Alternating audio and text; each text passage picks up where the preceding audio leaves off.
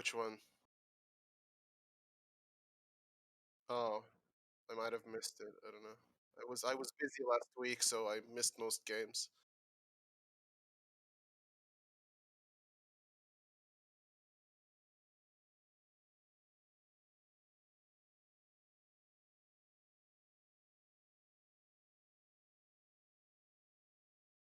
Oh my god. Oh no. No. Shit.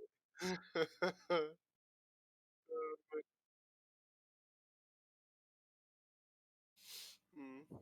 Alright, let me know when we're live.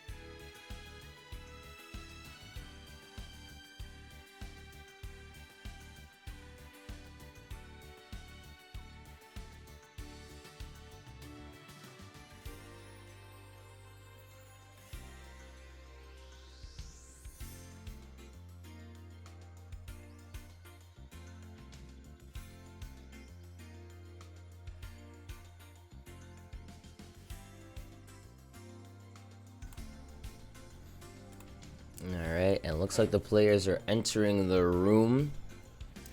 So we can finally begin. First off, everyone, welcome to Duel Links Team Wars Week 2. Now, we had a very exciting Week 1. Please let me know in the chat how the audio is sounding. Are things coming across clear?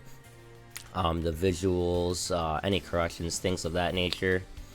Right now, I'm just waiting on the actual starters from each team. But nonetheless, I am not by myself, of course. I'm here with my buddy Skorp. Go ahead and say something so we can get the auto checking out. Hello. Good afternoon, slash morning, slash evening, whatever your time zone is, everyone. Hope my voice is clear. Hope we have a good game here today. Yeah, no, we should definitely have one for sure. So let me go ahead and get these starters on here. I'm not sure if you're already in the room or not. Yes, I am. I am ready. Okay, perfect. Looks like we got Lazy Angel from ClawClan facing off against Zalug from X Factors. No, I'm excited to see how the teams have been adapting to the wild stuff that's been happening in the meta. We've been seeing stuff like Luna Lights come back simply because it's like such a strong counter to some stuff in this meta. Then we had a new box. I would love to see TG being played. I'm not expecting it, but I would sure welcome it. Would sure welcome seeing one. Yeah, no, I definitely agree. One of the biggest reasons why I took this game is literally the what the. Like, did you get the same? Like, Yeah, the yeah, game yes. bugged out for me. Yeah. All right, let's try again. Let's try that one more time. Yeah. Alright, Yeah. looks like it was just a glitch, nothing. Yeah. Problem there. Alright, so it looks like it's a water starter, pretty standard here from ClawClan, and a 30 card Yami Yugi. What do Yeah. you think that is? It could be a bunch of things since it's not balanced. I think it's 30 card Luna Lights. I played against it yesterday, so I think that's what he's Wait, doing. that's a thing? Yeah, I mean, I don't think it's the best thing, but it is something. I suppose. Anyway, Lazy Angel, like a true water gamer, opens up with the Diva into the marksman. No back row though, that can be very scary, depending on whatever the hell it is that he's actually facing. 30 card Yami Yugi. What? Fire Kings? Fire King is also a thing. I have Okay, seen so- that. Granted, I'm not also with it, but you know, it could be possible. I played against mean, both. When I see Yami Yugi without a skill, I think Destiny draw either Luna Lights or Fire Kings. Luna Lights is usually 20, Fire Kings is usually more than 20. This is 30 cards. Yeah. You see a Book of Moon, and it is indeed the 30 card Fire Kings. Opens up with the Barong and the Book of Moon in 30 cards. Just open the Book of Moon in 30 cards. Absolute gamers coming over here. Yeah. And Lazy Angel looks like he did not open up. Well, I mean, the Diva opener is pretty good, but without an answer to Book of Moon means that he just lost his Abyss Dweller. However, he does have 3 cards, 2 of which are probably monsters, so he should have decent follow-up here, as long as Zalug didn't draw something like TTH and 30 cards or something crazy like that. Yeah. Having There's- the infantry coming out here is very, very good. And like you mentioned earlier, it's like his hand wasn't horrible, but I mean, opening Diva you can already be more than grateful for, but just having a lack of back row clearly played a factor in this, considering how he was able to get run over by that Book of Moon with the Barong here. Having 2 marksmen actually now, that's very uncommon. I have not seen that before. No, people have been dropping the second marksman in favor of other stuff like Ishki Chain. I'm surprised I've the second marksman. I only played 1 to begin with, so this is just different to me. Yeah, it was tested, or like, yeah, I suppose it was tested earlier on, but then people switched to the Gishki chain because You wanna Gishki chain has like the potential to completely fix your top decks. Like putting the Diva on the top of the deck can be completely game changing. Yeah, it's literally just a Diva stack, man. Like, come on. And again, no back row coming in from Lazy Angel, but he did bring on the second Dweller. However, his skill was used twice. He's using the marksman effect now, looking to pop the Barong here. Does he not understand the Barong effect though? Well, no, it's negated. Oh, it's gonna be negated because of, yes, the Abyss Dweller. It is Dweller. So he is threatening lethal right now, and there's the Plesiosaur Canadia. Probably gonna flip down the... flips down the Dweller actually, because that means that he's no longer threatening lethal, because the boost from the Dweller is gone. Yeah. Now so- Marksman is gonna bring in the attack squad, but he probably doesn't want to attack here, because given them D-draw here is probably the worst thing you can do. Yeah, 100%. Which he opts to not swing in. Very, very good. So right now, so one of the no, go. The Barong actually gets its effect now because the Dweller is gone. So the Barong is gonna search the Fire King Island, and the Fire Kings can actually start popping off now. And with the Dweller face down, the water cannot stop this, and the Fire Kings, if he does have the Garunix in his hand, this is the, oh, there's the Garunix. Wow, and like that, the loop can begin. Yeah, and water is in such a bad spot now. No back row to stop this. His skill has already been used twice, which means he's basically gonna have to synchro mostly, unless he can like go for a double angler play. But this Garunix can just wipe this board now. And Onslaught of Onslaught's... the Fire Kings. Wow, Onslaught as well.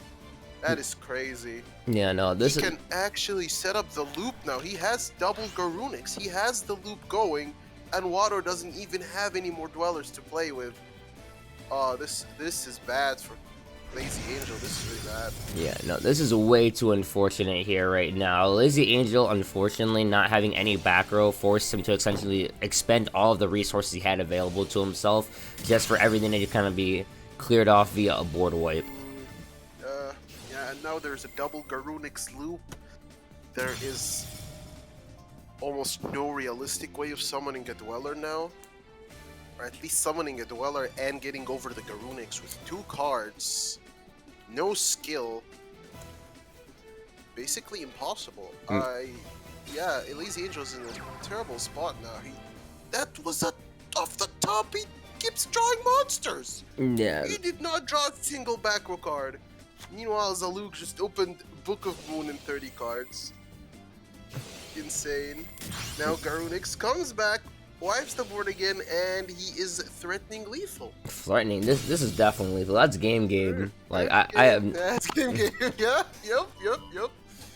That is GG no Re right on the board over there. He even can revive the something because, well, why not? More resources and tops another back row. Not that it matters because Water cannot play any hand traps anyway, so Garunix just swings in for the lethal, and Zaluk takes game 1. Taking game 1 with 30 card Fire Kings of all decks. Very, very interesting. That was definitely... He did open up, well, I would say he didn't open up insanely well, but he did top deck optimally. And like the Book of Moon and all that stuff was pretty good. I would say it might have been a bit too hasty from like Lazy Angel to like pop the what's his name? Orang. Because you know that there's likely going to be something like a book over there that's going to stop your Dweller from stopping the Barong. And that's what really set him up. Searching that Fire King Island is what like started most of that. Like letting him get that search. It was probably a bit too hasty trying to go for lethal through 2 back row, because you know they're probably not going to be bluffs. You know Fire King's probably going to be playing a lot of back row, especially since it's 30 cards. Yeah. And game 2 is about to start. I'm sorry, I missed it. Are they repeating? Yes, this is ClawClan's first repeat. They will be repeating the Water. Yeah. Highly understandable. Granted, as you mentioned, obviously, I mean, you know the back row's activatable, so there wasn't really too much of a necessary need to go that aggressive on that play. But I guess when you really don't have that much back row, you're kind of put in a very awkward position to begin with anyway, so I can reason as to why, but, you know, they're going for the repeat. Obviously, they understand that this matchup should be in their favor. They must have been highly concerned that they didn't open back row, and they clearly are anticipating that they will not have the same issue going into this game upcoming now. Plus, in 30 cards, Fire Kings will probably not be playing Treacherous, and Treacherous is really like the worst back row you could run into as a Water player. Like, it's the most devastating one. But in 30 cards, you already saw Canadia. You can probably guess there's a high chance he does not play TTH. Which means that as long as you draw lands for the 1 back row, you should be looking at potentially board clears or even lethaling him with the Diva plays. Let's see if Lazy Angel can rip a Diva this game as well. And if he has a Diva, can he accompany that with some backer to protect himself? Zaluk did not open up the greatest of hands, just sending 1 and passing. So, now, granted, even though he did open up just the 1 back row, we do know that Fire King sent around a lot of hand traps and cards that are available, whether it be Veil, Karibo, Kite Road, etc. And in 30 cards, you can imagine that obviously they're running at least one of the 3 listed. There is going to be a bunch of hand traps, absolutely. There has to be a bunch of hand traps. And of course, there's the Diva. It was the first card in his hand, by the way. That is insane. And again, the Diva into the Marksman. Again, this board is threatening lethal. One more time. Well, obviously he's a good player, being able to open Diva 2 games in a row. The man. best player, the best. Yeah, just the diva. No back row again, though. Does Zalug have something to protect him from potentially lethal? We see a delay, but this could just be Abyss Dweller. However, I don't think Fire Kings really play any bluffs. Like, okay, so there's the first hand trap, Kiteroid. Saying either give me D-draw or bust. No in between. Looks like Lazy Angel opened up 5 monsters again, though. 0 back row one more time. You hate to see it. So Luke draws, sets, passes. He still cannot get his engine going. Looks like his hand is probably like just either like a bunch of Garunics or maybe even a couple of islands. I think that I don't know if they played this in the 30 card. I saw one build, but I've seen it in others. I think that might be a baby chicken set. Low key. Oh, it is actually quite possible. Yeah, I mean I don't see it in slimmer builds, but it could definitely be something to play in the bigger builds because it floats into something from the deck, right? So yeah, no, it just floats into another monster. So we could easily see that be the case here. But I'm just not too sure yet. Still waiting to see any type of backer whatsoever from Lazy Angel here. He has not drawn a single backer in both games yet. I mean, you got Diva. Do you want a broken wet squire or There it is. There it is. Wait. He bamboozled us. There was one all along face down. Oh my gosh, man! I screamed so loud I woke up my dog. Oh my gosh. I'm sorry. Looks like he's going in here. Now he runs with Barong. Runs in, kills the Barong. He sets the Barong face down. This time the Barong was not face up, so he could not even attempt to pop it. And his Dweller is still live with an infantry. And again, this marksman attack can summon a attack squad from the deck, which will be threatening lethal. Zalug is probably gonna want to stop this marksman swing. Nope. Doesn't. I would have expected him to try to keep his life points up, because no. Oh, you hate to see it. The attack squad is in his hand. Oh my god. Oh no, the attack squad is in his hand. But still, this is the perfect poke you want to do against Fire Kings. 90. Whoa, hold up, sorcery. Wait, was Buns right saying he plays Invoke Fire Kings? Okay, I expected it, but I wasn't expecting Sorcery Conduit. I thought he was trolling me. No, I thought he lied. He was not. Oh, no. See, I was gonna say this earlier. One of the reasons why I actually wanted to cast this game is literally because of Spicy in different decks like this. Like two teams like this, like you can now expect anything. Now I'm sitting here and I'm like, wow. What? Wait. Bad aim? So much spice happening right now. And why did he detach so early? Barong does not get a search. That was way too soon from Lazy Angel. And now he sets the Alistair. Does he actually have the Invo? Oh my gosh. He does have the Invo. And Dweller does not have an effect because he used it too early. If that is a dead back row, Purgatory is just gonna go burr all over Lazy Angel's board. No, Lazy Angel, what did you do? Oh no, that has to be something. You cannot. That cannot be a bluff. Oh, it's a book. Okay, it is the book. He said, "Read this. Read this." Yeah. Now the Purgatrio is small enough for a Dweller to run over because unless he has another Alistair in hand. It doesn't even matter. Dweller, marksman. I mean, Dweller effect, marksman. He still has the skill. My bad. I forgot. He's threatening lethal here. Discard here. Detach the marksman. Pop the set. Get the summon off. Swing.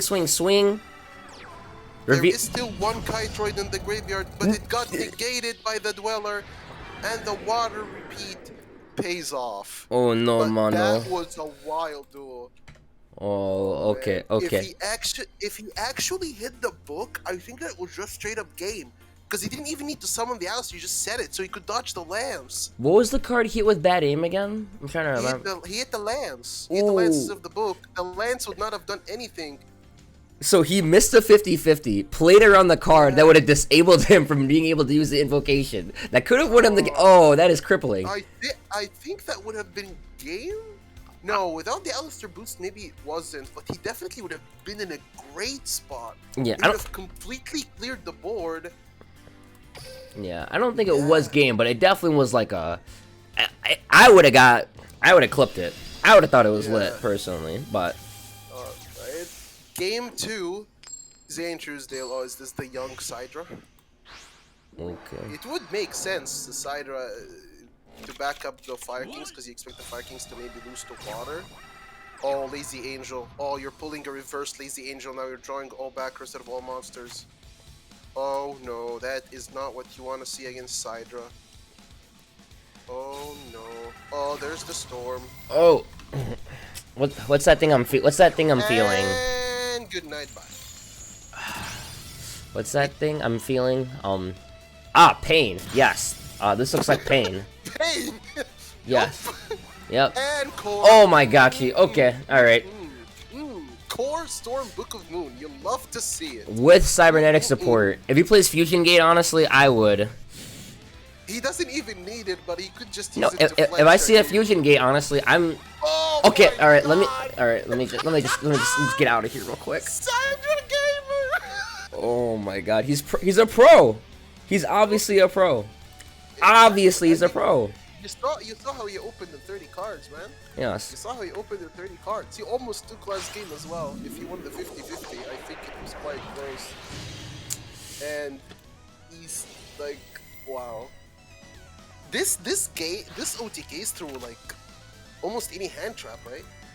Bro, this makes me want to cry. Oh my gosh. Well, other than making you cry, this OTK is through pretty much almost any hand trap, I think. Yeah, I mean, you can just make twin now. Like, I mean, like, you need double Karibo here. And what is double Karibo for you? What does this do? Actually, wait, no, is he gonna go Cyber End? He goes to the Cyber End for the flex. He goes Cyber End for the flex. Not swinging with the Cyber End, though. Alright, let's watch this nice animation here. I disagree. Oh, you are on the animation. Oops, my bad. I kind of spoiled that. You weren't exposing anything. We knew what was happening. We know what's going on here. And X Factors take out Lazy Angel. X Factors with a great start, 2-1 from your starter and taking away a repeat. That is perfect. Pretty much. Like, that is what you want to see from your starter. Forcing a repeat even though he went into his counter pick. Almost won the repeat as well with that Alistair. The Sorcery Conduit Spice. It almost pulled through. Oh yeah, let Trap Coochie hop in, bro. What do I have to do to let Trap Coochie cast with me one day? Asking for a mod. Who's asking for a friend? For a mod. Yes. Lotso, he could swing over Dweller with Lance. I just saw that comment. Wasn't Perg... Oh, no, he couldn't, actually. Perg would be at 21. You're actually right. He was safe either way. Damn. My math is still... I'm still waking up. Nah, it's okay. We're all just waking up. But they're sending in a new guy. They're sending in Potato. Potato from ClawClan. Let's see what the choice of a counter pick is. Ayami Yugi. Ayami Yugi.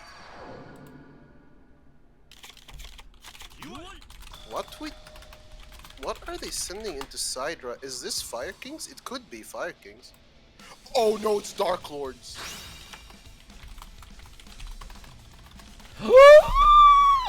Pogship. Good player. Opening Excel. Getting banishment. Getting contact. It's lights out for Dark Lords. This is light out. Sorry for Sidra. It's just nah, bro. This was originally. He's got full combo, double offerings. Come on, full spice. Well, yeah, you would need something as crazy as that. But like originally, back in the day, this was one of Sidra's worst matchups. Yeah. He chooses to copy the banishment. In interdasting. Oh. I'm not sure I follow that line of play. Ah. Why did he not contact first? I'm. Am I, Is it? am I missing? Am I missing something? I don't know. I'm wondering a few things. Like, is that 3 book there? I'm like, what is this back row? Like, is it? Yeah, Daniel, is this control Also, lords? like, I would have thought it would be like draw, send, spell, trap. But Well, with that much oh wait. sanctified. Imagine if he had So contact. So Imagine if he did used set the contact. sanctified.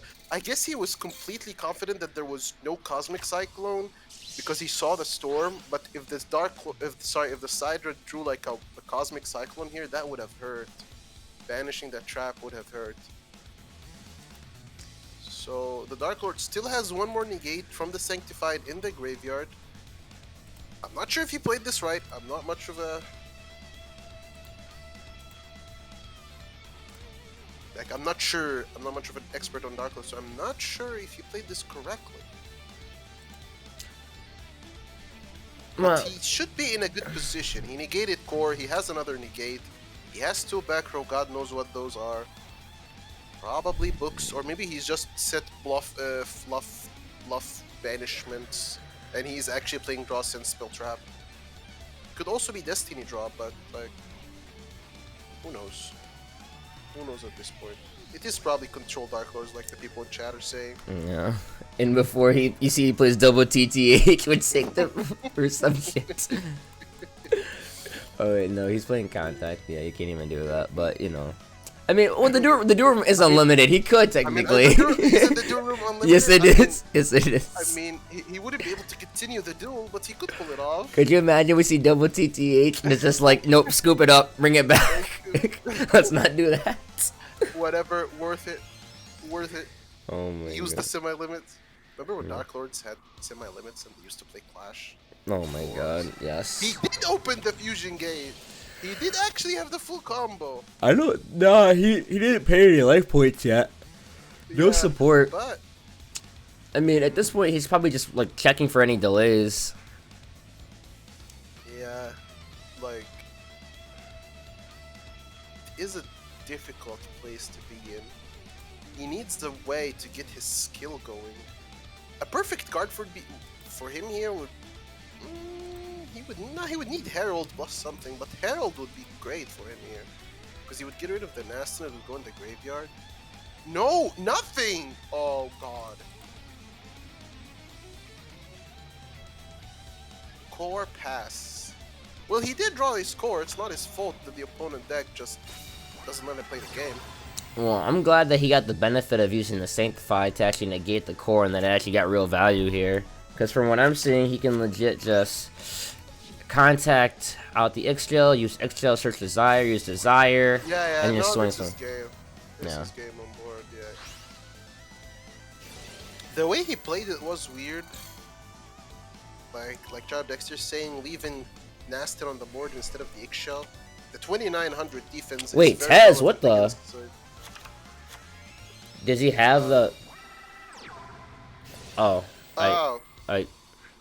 You don't even have room. I guess he's playing the stick chair engine too. I know he's playing stick chair engine, but what? Wait, is that even? Yeah, it is lethal. That's exactly lethal on board. Exactly lethal on board. Two back row and. Whatever, so man. It's basically the same build, and those were like 2 books. Yeah. But he's just not playing See You Later. Like, is this the same build that we were used to? Yeah. This could have been Valhalla's or something. Yeah. I don't know. We don't know for sure, but we do know is that the counter pick worked, and that's what matters for ClawClan now. Bringing it back to 2-2, and we'll see what X Factors brings in here to counter those Dark Lords. Now, what we used to see from teams before this last ban list, to counter Dark Lords, you would play Blue Eyes, was popular for that, because Blue Eyes, like, the monsters are just naturally bigger than all of the Dark Lord monsters, so it would make, like, summoning just a bunch of vanilla Blue Eyes would be difficult for Dark Lords to get through. But, do the teams still value Blue Eyes after that ban list? I guess we're about to find out, because if there is a Blue Eyes on X Factor's lineup, I expect to see it right about now. Otherwise, they're gonna have to go with something that's less of a traditional counter to Dark Lords, and I wouldn't know what that would be exactly. Yeah, I really don't know, because in reality, I don't think we ever actually saw Dark Lords being played in Team Wars format with the See You Later skill, because the ban list was in effect already by then. So... Yeah. Like, that deck was a horror, though. Like, the way it just consistently could stick cheer you turn 1 was just gross. Yeah, it was actually disgusting. Of course, if Potato has his draw skills ready, he will just go first with the stick and the chair.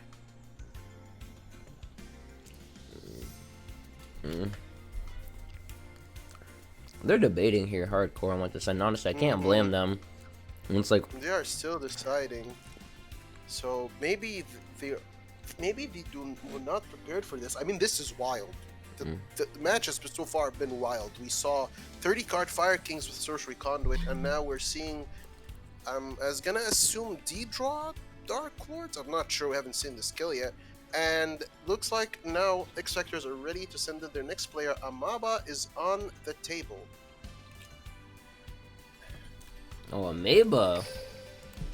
If I pronounced that right.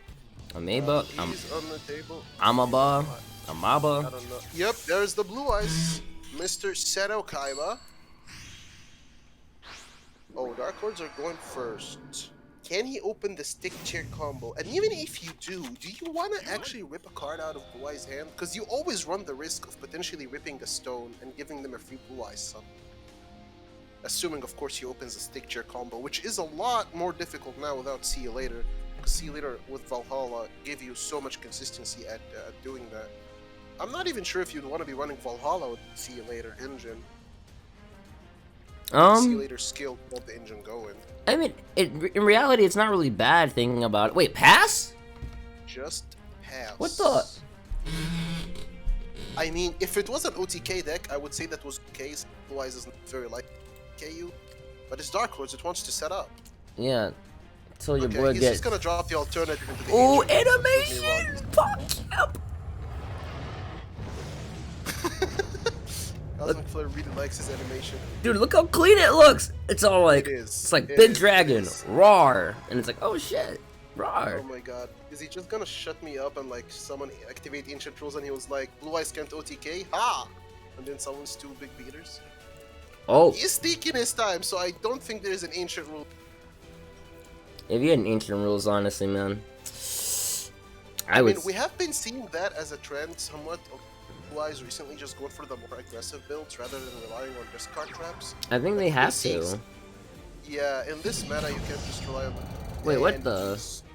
he does give him his skill, but putting Dark Lords at 1000 is a good point, I think, because They can't pay unless he gets sanctified set. until they set their sanctified, which can hinder their plays. It also means that like on their first turn they can't copy the banishment after they use it or any of that. That may be worth giving him Destiny draw, but maybe not, because now he has his picture combo. Blue Eyes back row better be damn good enough to stop this. I don't know, bro. Buddy pulled up with a stick, man, and a chair. So. And he adds this other chair. Gonna search a chair. He's gonna special summon. He's just gonna draw another card. So now the Dark Lords might be sitting good. He has a lot more cards to play with now. So even if this combo gets interrupted, he probably ripped into a banishment or something, and he can start getting going. Does the Blue Eyes have something to stop this? Because if you do not, he will just summon Deltaros, and he cannot respond to the so that back row is just gone. So the Blue Eyes has to respond right now. Does he have something? He is thonking hard. Still thonking hard. Did I disconnect? Or is he just thinking really hard? No. I think he's just thinking here. Like, Yeah, okay. I mean, you just go Deltaros, you go pop, and then after that. Yeah.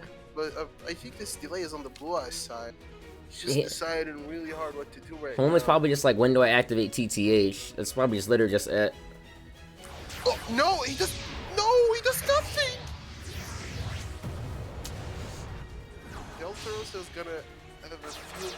Oh, it was a hallowed life barrier. Wait, what? Homie, maybe. But no, because if homie has an Aston. Wait, Superbia? Yeah. Oh, it's game! What the? Superbia, it's over! He didn't use the hallowed! He was calling his bluff, he thought he wouldn't be able to OTK him. He literally... But he plays Superbia! And it's GG! Oh, and he even brought the nasty. And now he can get the Sanctified. Oh my gosh. Do you know how pissed I would be? Not if I was playing, but if I was his teammate, just sitting here watch this happen. He can't OTK me. Well, actually, it's sweet. Actually, hold my Superbia. Holy shit. Hold my Superbia. Actually, even if without Superbia, he would have just died. Well, alright, Potato. Potato's gonna put it up 3-2 in favor of ClawClan. Now going. Let me go and update their records here, because that was... Yeah, triggering that D-draw was a mistake. Like, you should know that there's a potential of stick chair, so if you're gonna give him D-draw, then at least you need something to be able to stop the stick chair. I thought that back row was gonna be a TTH or something, just like tries to lock the game in for him. The thing is, Hallowed Life Barrier wasn't even a bad back row, he just chose not to use it. Like, even if you had a bad discard, you obviously had committed to the Destiny draw, so you knew you were going to have to discard it most likely than not anyway. He to save himself, because even without Superbia, just a nasty ended right there with the Delta Rose. And I believe this is a repeat. Another one? Already? Wait. Damn. Wasn't it? No, ClawClan is the ones that used the repeat already. I need to double check the rule. Oh my, yeah, I'm getting lost too. Okay, no, this is X Factor's first. Yeah, X Factors are repeating now, because ClawClan used it on the water deck. Yeah, right. Yes, so, remember, repeating the blue eyes. He is going first this time. Did he get a better hand? This might have been why they were thinking so hard, because Hallowed Life Barrier, while it is okay, you do not really want Hallowed Life Barrier against Dark Lords, because the problem is not them OTKing you, the problem is them setting up so much that they really stop you from playing the game. So you want a disruption trap, not a trap that's... Hallowed is better into other decks that just... Oh, he alternative passed. Oh no. Oh no. Blue Eyes Brick Dragon, what are you doing? Did he open Stick Chair? Did he open Stick Chair? Oh my god. Absolute gamer. Obviously, Potato practices this. Obviously. He practiced his draws under the water fountain. Even if he cannot game him, which is like he just needs a banishment into an Astance. But even if he cannot, for some reason, he is gonna have such a disgusting card advantage right now. He's gonna... Like, there is no way he doesn't have a way to like just some... This is nasty. This is... Wait, what the... Oh yeah, he's gonna get the pop and the discard, correct? Yeah. Oh, yeah, right. Pop, draw, discard one card from hand. Yeah, and you know that the Blue Eyes no way has a stone, because otherwise he would have gone for the Synchro Summon turn. Yeah, no. This man's gonna discard like probably another Blue Eyes or something. It's gonna be so painful. Yeah. Oh no, he just chooses to be like, nah, alright, I'm done. Oh no, he said no alternative cycle. I am done with the alternative shenanigans for this duel.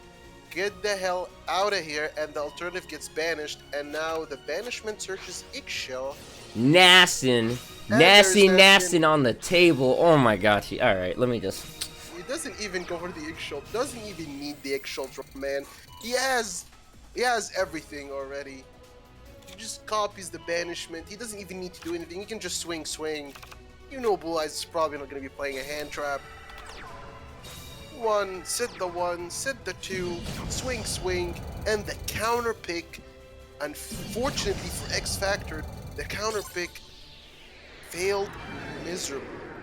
ClawClan taking it now, and Potato is 3-0 with Destiny Draw, Stick Chair Dark Lords that also plays Superbia. Wild. This might be just like the breaking point for this match, because now your counter pick to this Dark Lords is gone, and while Dark Lords are more bricky and less likely to resolve their stick chair without see you later, if you just draw like that, or if your opponent gives you D-draw, you can win any duel most of the time against a lot of decks right now. Because the Dark Lord engine, if it gets going, if it starts negating and doing all their shenanigans, they can definitely beat a lot of stuff right now. Yeah, no, they're definitely in a weirder spot. I've had this conversation many times before, and it's kind of, I get a lot of different answers. Saying to what the real counter to Dark Lords is. Obviously, people have discussed Blue Eyes. The Blue Eyes that does an alternative pass. Yeah, not that Blue Eyes, but the other one, obviously. That's a very key point there, because alternative pass is not good.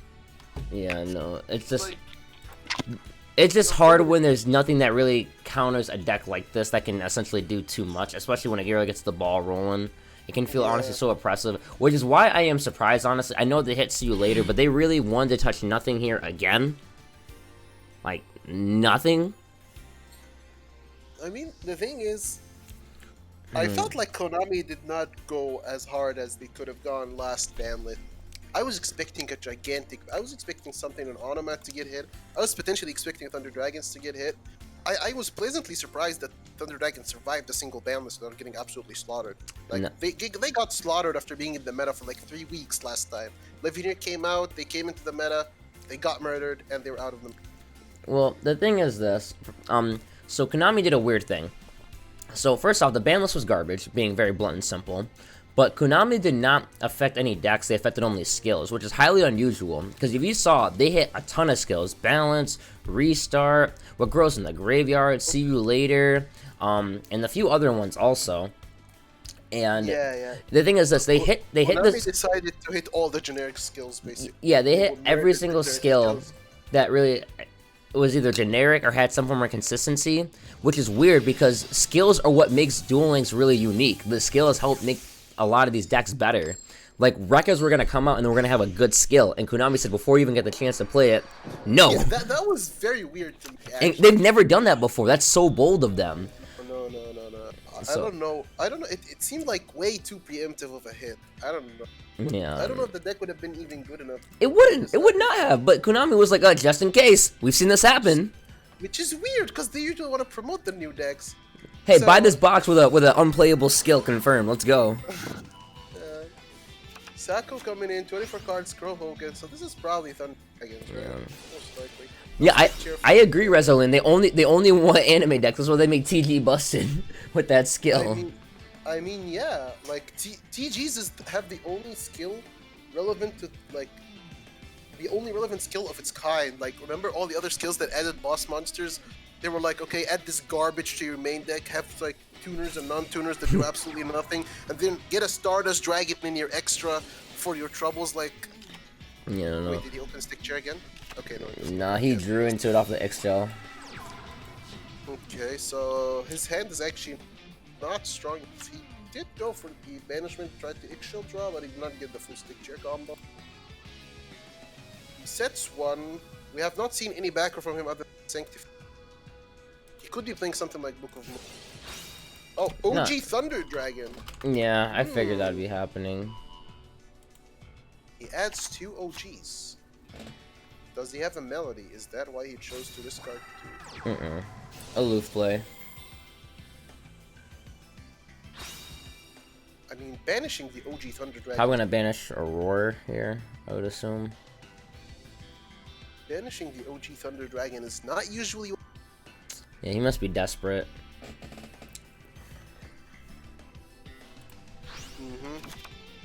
Yeah, so gonna use Aurora's effect right now. Gonna be able to go ahead, special summon. Might have a level dupe play potentially. Yeah, he might be going into a rank 5 XYZ. Yeah, if this is following the trend of the Gold Sark builds, then he most likely does not play any tuners. extra deck is XYZs. So he definitely is going to be playing a rank 5 or 2 in there.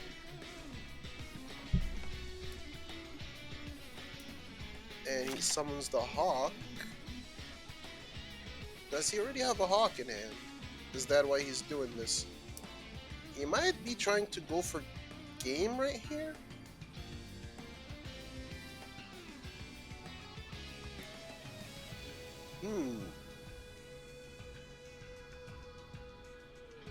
I mean, if all he has is an XYZ play and that's like a Book of... then he can definitely stop it and the Dark Lord can still survive and try to get their full combo next turn. Or the full stick chair combo. He honestly might even just wait until, Wait, what the... He didn't want to... Maybe he can still dupe? Unless that was his only level 6. I hope not. Because homie could have been like... Boop. This dupe. Is... Wait, what the... Okay, there might... Oh, okay. Never. Okay. He's just swing it. No, I respect it. Question mark till that gets flipped, and then that's just a whatever. Question mark. I respect Odd Thunder Dragon. Alright. Anyway, swings, takes out the stick. Thank you, Xeric, so much for the sub. Greatly appreciate it. Oh, she Thunder Dragon. Ew. To see it. I agree. Activates the ban. Another banishment coming in. Probably gonna be looking for the contact here because yeah, his graveyard is already filled with stuff. Now, he searched the chair, but he doesn't already have a stick. If he did have stick chair combo here, that would have been devastating. He probably would have just had lethal here, but he doesn't. But still, like, he is probably sitting pretty right now because against Thunder Dragons, you know they might play Cosmic, but like. You know, you would probably most likely be safe to just set the trap. So you can get 2 negates a turn, which means you can play through a lot of stuff. You can protect yourself from a lot of stuff. Again, though, he does the same thing. He chooses to not contact and just stays with 1 monster. I'm not sure if this is an ideal line of play. You usually see the Dark Lords try to swarm their board. Yeah, this guy's never been concerned about actually having really anything on the board. Essentially, it's it's weird. It's like he's like trying to play like around like a lava golem or something. I'm so confused. Lava golem. That's a blast from the past. Yeah, all 500 damage he can now do. Oh no, he gave me a 3k beater that's gonna kill me in 8 turns. Okay, there's the Levianeer. Tribute summon was to fuel the graveyard, get the Levianeer. This Levianeer is definitely gonna get hit with the trap. Yeah. Is he gonna... And he discards the Skorpian. Okay. So, Levianeer is gone. He still has his level... effect is gone. He still has level dupe. Yeah, we could see...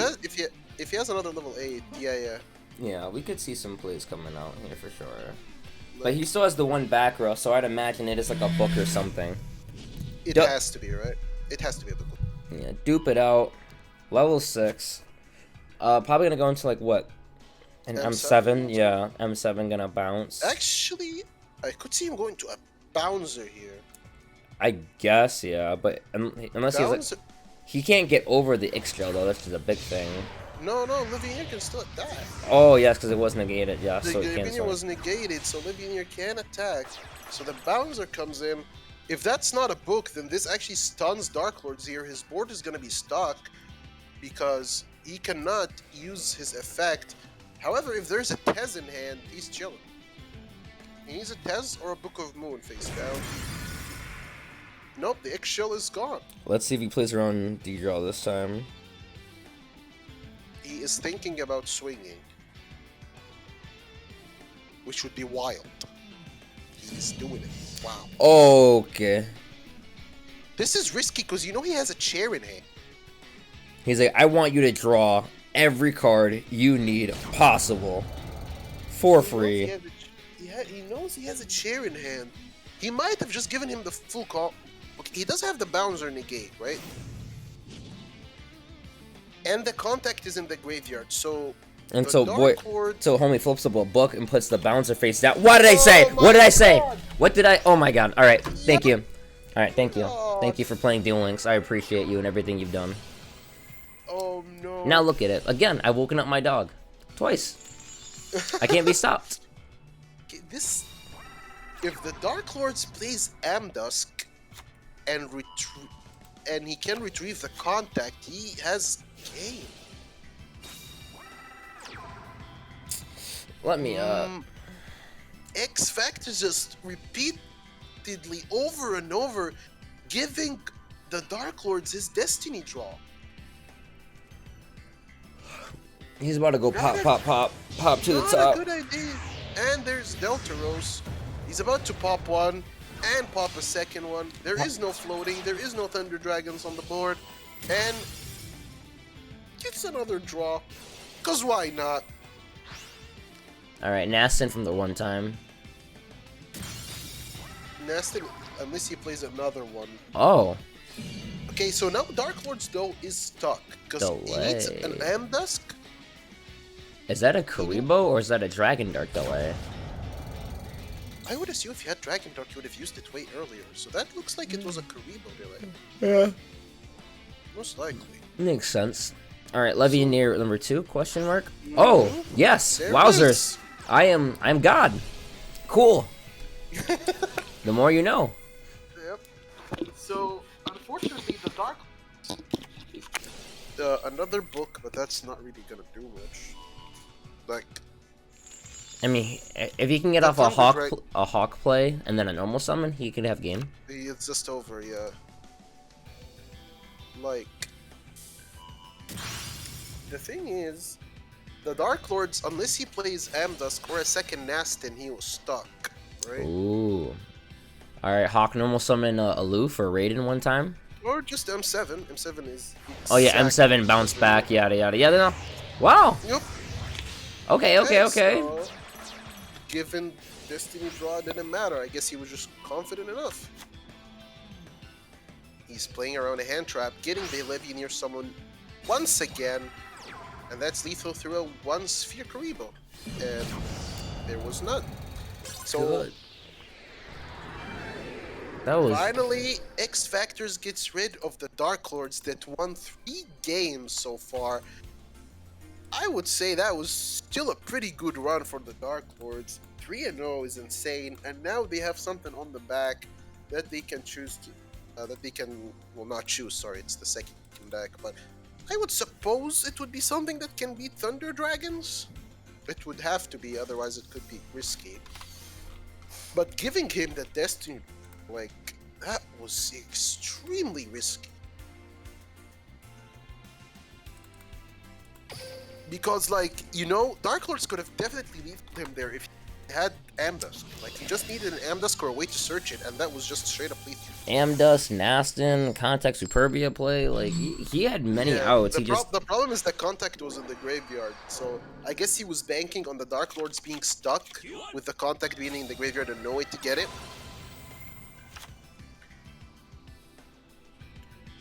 Potato, still continuing his streak of drawing like an absolute beast. Opening the Diva, uses the skill, gets the Dweller. Now this matchup is, on paper, in Thunder Dragon's favor, but if Water opens well, it can definitely sack through Thunder Dragons. And since he's most likely not playing Charge and instead playing Sark, that build is slow enough for Water to grind. Like, the biggest problem for Water in this matchup is the charge into Levianeer sacks that just gets rid of all the back row, and the Dweller cannot really stop. But since he's playing the slower but more consistent variant of TD, I could see Water grinding... Oh, Shadow Imprisoning Mirror. Oh my gotchi. Nope. Oh my gotchi! Nope. He did banish the Hawk, which is not a great look, but having the Cosmic Cyclone was absolutely clutch. Getting rid of that Shadow Imprisoning Mirror, that would have been a thorn in his back the entire duel. Gets the Dark. Now this is still not looking amazing for the Thunder Dragons, because when you banish Hawk like that, your follow-up isn't exactly amazing. And since we know well, we don't know, but we're supposing that with the way the deck is built, he's playing Gold Sark rather than Charge. He probably does not have a big, strong follow-up coming up. Mm-mm.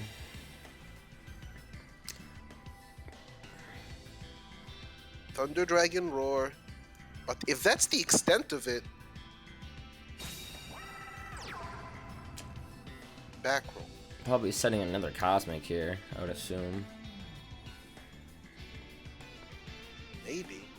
If you open double Cosmic, he might have just preferred to just double cut. Oh, Lord. Oh my god. Diva TTH. Wait. Oh, I suppose he didn't need to use his Dweller effect. I mean, I would have used the effect there to keep him from getting a follow-up. But he might just have another Diva in hand, for example, here to just go for game. Like, is his hand card, the one that was insane, is that another Diva? That was an absolutely insane hand, by the way. yeah. Like, that hand probably wouldn't even lose to charge Leviating him. Because he has Shadow Imprisoning Mirror and TTH. Like, the Cosmic Cyclone was the saving grace there. That's the hand that that Lazy Angel was trying to get both games. Absolutely. Oh, Thunder Dragon 100 Thunders. Okay, that is huge, but wait, does he actually have more than one of the same card? Nope, that is just actually... No, it's not lethal, actually. Wait, because no. Thunder Dragon 100 Thunders makes the monster gets banished, not destroyed in the graveyard, so the Roar is actually gonna get his float, and this was a mistake by Potato, because now he floats and he lost his pop from the infantry. Well, that's depressing. Very unfortunate, but I mean, we saw this trap being used by, I believe it was Dead Fun yesterday in the Meta Weekly. And in a meta like this where you can definitely get sacked trying to set up your dragon plays, a trap like this, especially since it's searchable and recoverable, you can search it with Dark, you can recover it with the Roar, and there's the Levianeer. Oh, this is lights out for Potato. Unfortunately, the Giga Broken Busted Hand was not enough, unless that something, but I don't even know what saves him here. Nope, he doesn't chain anything.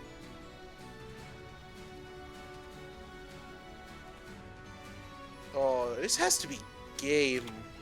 Or, well, even if it's not lethal right now, like, there is no recovery for water here. There is no recovery for water. His only top deck is a Diva, and even that is probably not going to be enough. There's the level dupe, and that is just going to be game, I believe. Level dupe into an XYZ. We did see him search the Thunder Dragon duo, so he does have the lethal on board. Yep, use the M7, fuel the graveyard up with a Dark Monster for duo summon, and Saku, what looked like it was gonna be an L, he brings it back with the 100 Thunders tech, saves him from getting sacked, and through a Shadow Imprisoning Mirror and a TTH, Saku steals the game.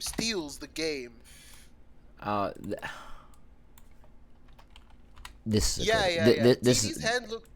This is a good war. This is a good war. This is the type of things I actually enjoy to see. This is actually good. Using Thunder in there was so nice, especially considering how he did use the effective infantry. And not only did it to float off, but the fact that Hawk was big enough that he couldn't even swing over anyway. Yeah, exactly. That was wild. Yes, to answer the chat, yes, he did use on the pop on the Roar summon by the trap. That was a mistake. Dude, him having that Cosmic Cyclone was so big. That Cosmic Cyclone was so huge for the rest of those plays. Oh my gosh. The Thunder Dragon board was looking mediocre, and we thought that was just a bluffed Cosmic Cyclone and it was over, right? Mm-hmm. But, like, if it was a Cosmic Cyclone, we probably would have used the double Cyclone just at the beginning of the turn. Like, both of them just on the 2 back row if there was 2 Cosmics. We forgot about the Thunder Dragon archetype trap itself. Well, yeah, it's never 100 it's never been thunders. played anymore, but I guess it's seeing more Yeah, value now. yeah, Maybe. it's starting to see value, and like I said, it was played in the meta week last night, sorry, by Dead Fun. He got top 4 with Thunder Dragons, and he was playing this trap as a one-off. And when you think about it, rather than trying to play text that save you from getting sacked, you just play a searchable card that will save you from getting sacked. And now we see the counter pick coming in now.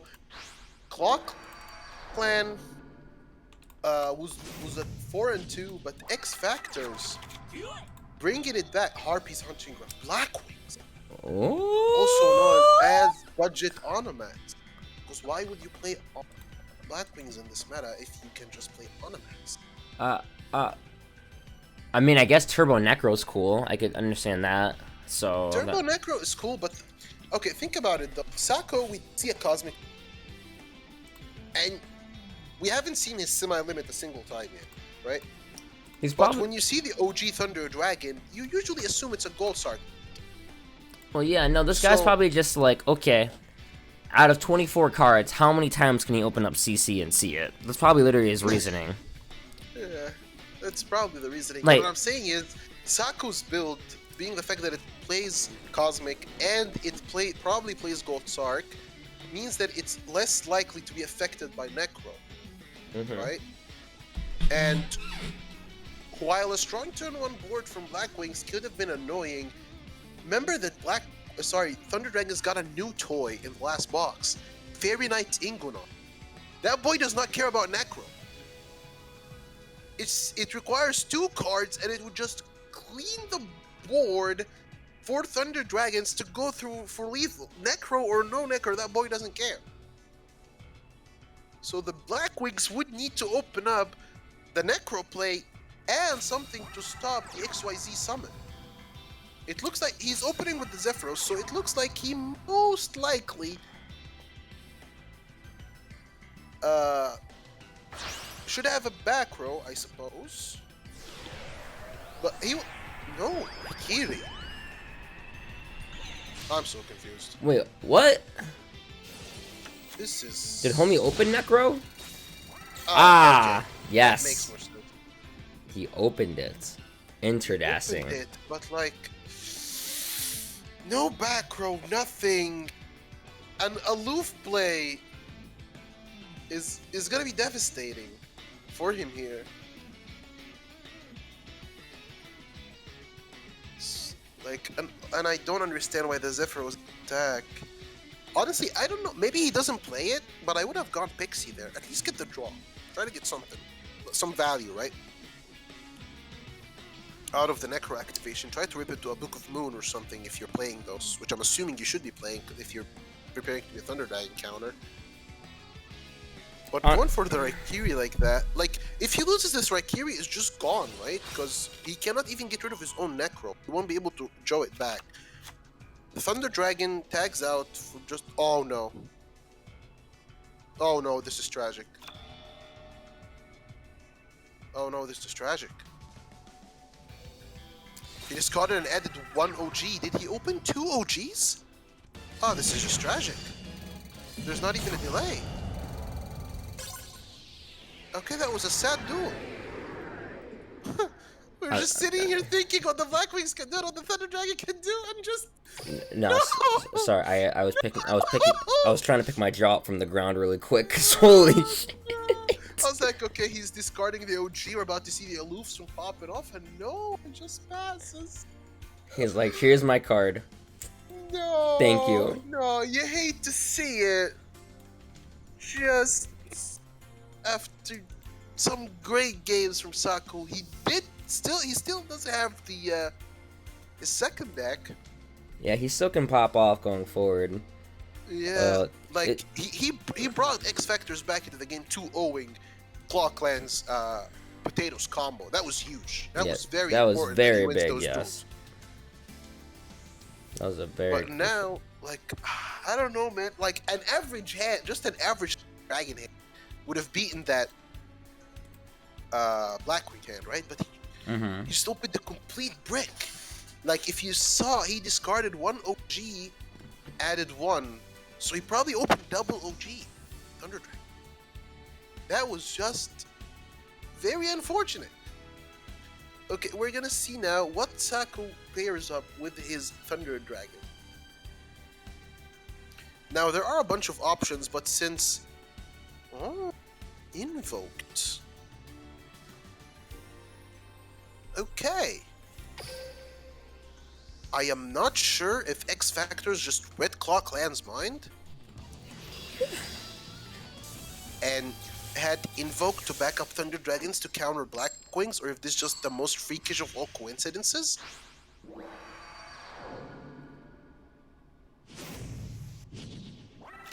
This is wild. The OG Blackwing counter.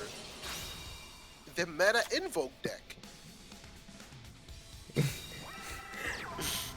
Anyway, Simoon on Taker, Simoon searching. Simoon on Simoon action. Is he gonna search? Of Is course. it gonna resolve? No, Bad it's not. aim. Bad Gonna aim. hit the Simoon here.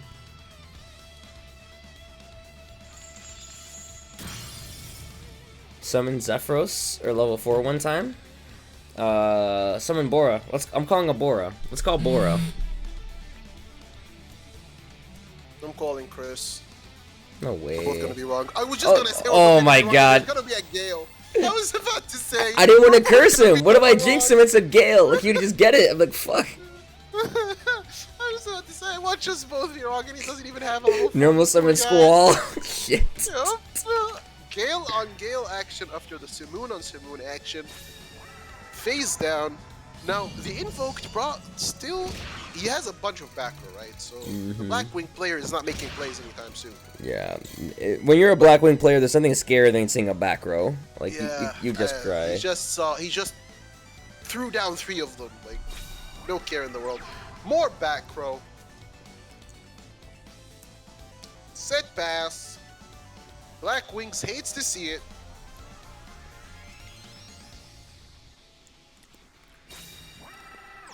And Blackwing sees his back row and he's like, okay, I raise you my own back row.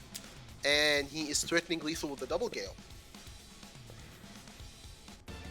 Invoked really needs something to start like packing some punch. He needs, I don't know what he's playing. He needs a Stratos if he's playing that, or a Winda, or even a Sangan to set to start making plays.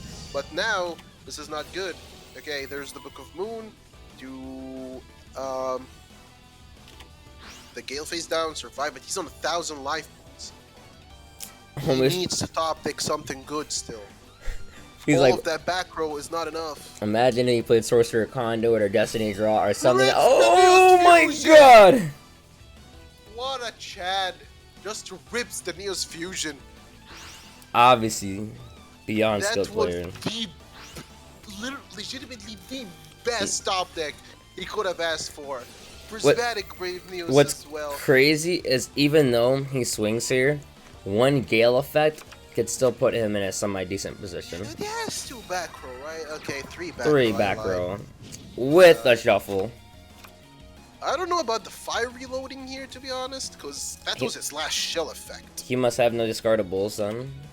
Maybe he just has non-discardable traps. I mean, he has used 2 non-discard back row so far, right? Book of Moon and Bad Aim.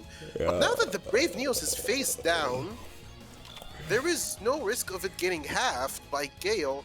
He would have to draw a way to make Raikiri through 3 back. I don't know if Taker actually wanted to do that. I don't think I would have booked. I think I would have took a hit. If anything, maybe I would have just booked myself. But even then, I don't think it was necessary. I considered if he wanted to book, or maybe he had Cosmic Cyclones, like multiple, and can make a push here. But with 2 cards in hand, you need like double CC. Or technically triple CC with a 4. He only has 1 CC, bringing out a Zephyros now. Which can literally be disrupted so easily. Yeah. You just gotta disrupt this Zephyros, because you know that's like, it has to be his only level 4, because he just ripped it. He hit something with the Cosmic, he hit the Karma Cut, which was a very good hit. But there is no way those 2 back row are nothing, right? Yeah. He has to have something to stop and protect his Brave Neos, and yep, it's another Karma Cut. Discards the Karma, gets rid of the Zephyros.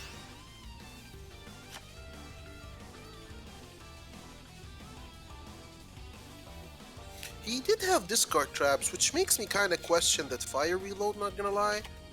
Because, like, the shells are your most disposable cards. You probably wanted to discard the shell, right? Especially since he was not plussing off of it anymore. Because he was at 500 life points and he can't use it again. Draws another back row. Brave Neos gives him an extra card, which can be very key because he might have yet another discard trap.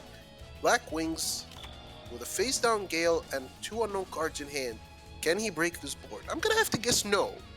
But he might. Let's see if he can prove us wrong. But I'm gonna guess no. He rips on up. That was off the top of the deck, I believe. Oh my god, it's going through. Is this back row 2 bluffs? Imagine they're just both. Oh my. So this is lethal. Book yourself? Yeah. Yeah, I was gonna say book yourself, go for the. Oh, okay. Book of Moon yourself. Got him. Yeah. Because I saw no delays at first. I was like, hold up. Let's just like have an invocation and I don't know no, he can't even call an MST face down. Does he just have bluffs? Anyway, the Brave Neos beatdown continues, and I believe that was another top deck. Actually, I'm not sure. Was that the top deck or was that the the Neos Fusion? I don't know. I mean, doesn't it shuffle your hand? I didn't. No, he had the Neos Fusion already, and then he taught something. I'm not sure which one he set, but either way, the Gale onslaught continues. What we're watching right now is not Black Wings versus Invoked. It's Gale control versus Neos control. Basically, Gale just halves, blue protect the Neos, and then he protects his Gales. 500 life points to 400 life points. This is a wild duel. 2 cards in the Black Wing hand. Can he finally kill that pesky in Brave Neos that is just refusing to die? Another book. If he swings into another book, he dies. He has not used all 3 books, and we can assume he's playing 3 book, right? Oh, should we summon this? He's trying to really press for lethal here, which is not bad considering how if he does get this, he obviously wins. But if he doesn't, there's no real way for the Neos set to get over it. I don't know what his hand card is, but he hasn't used all duels, so you could assume it's probably either an Orochi that he's gonna try to summon here, or it could be a Death Cosmic. It is an Orochi. Nice. So he can synchro into something, and that would at least help him out. But what do you synchro into here? You go Hawkjo, bring back Samoon. Yeah, bring back Samoon. And nothing. If you had the back row hitting that Joe, maybe here would have been the best time to use it. Or maybe not. You know what I think he has set? I think he has bad aim set. No, that could actually be true. I think he has I think he has a bad aim. If he had a book, he would have used it. I think that's a bad aim, and the bluffed in Neos Fusion. Maybe a bluffed Invo. Something like that. This is threatening lethal right here. It's lethal. Okay. The Gale control pulls through. And somehow, someway, through all of that back row, Black Wings snatches the win, and ClawClan is 6-4. Somehow, someway in this meta, Black Wings are doing well. Oh my god, Gale best deck. Gale is the best deck. The man just kept summoning Gales half in Neos. Summon Gale, half Neos. Summon Gale and half Neos. Over and over. There was 2 back row there. I think it kind of sucks because in reality, obviously you would be more in favor for the Neos to actually win it. Granted, they weren't seeing too many of their monsters. They saw more back row than monsters, and obviously technically they never saw a single one. They summoned one off a spell. Technically, they never really had a monster. Very, very true. But at the same time, what monster do you play besides that Winda and Invoked? Yeah, some people have switched from the Winda into the Stratos. Winda has been getting less value in this meta. Yeah, because Karma Kuchi just sends everything away, so people cry. Karma Cut sends you away. Dweller blocks you from floating. Yeah. and Onomats just bounces you back. Like, might as well Stratos and try to wipe them back on your bad matchups, right? Honestly, But, yeah. like, 2 back, both of which were dead? I mean, even if booking his own Neos here there saves him. So I am just confused what happened. Because, like, the Black Ops was out of tuners, I think. If you survive that push, you just win. Because he cannot synchro anymore. I think it was a mistake when he shuffled that shell. Because he drew a back row that he was forced to discard. So if he still had that karma cut... If you take a look, he shuffled the shell, and then you notice he discarded shell, right? So he reshuffled back into the shell he shuffled back into. Wait, he did? I thought he shuffled into... Wait, am I tripping? I thought he shuffled into... Yeah. I mean, maybe I'm tripping, but that's what I recall. Maybe. In either case, X Factors are down to their last X. They have to beat the 2-0 Blackwings, and I cannot believe I'm saying this, but Blackwings is 2-0 in this meta. And we see a Yami Yugi. These could be Luna Lights, man.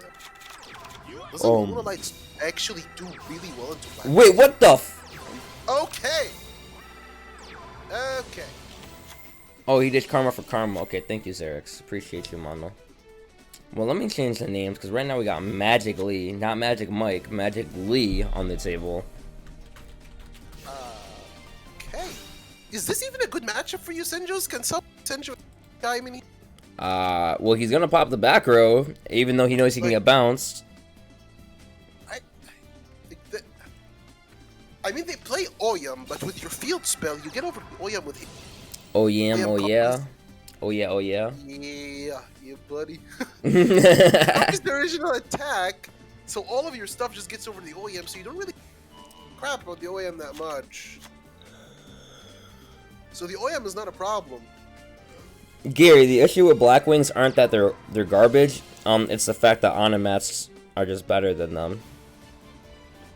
I just feel like Blackwings basically budget Onomats right now, which is funny because I think Onomats is. Why didn't he not play around the trap? He could have just special summoned, search the Orochi. That was weird. Oh wait, he can still do a Simoon play actually, technically. No, he already used Simoon. Simoon is hard once per turn. Is it hard once per turn? I'm pretty. Yeah, it's so hard once per turn. Huh. That was a weird play.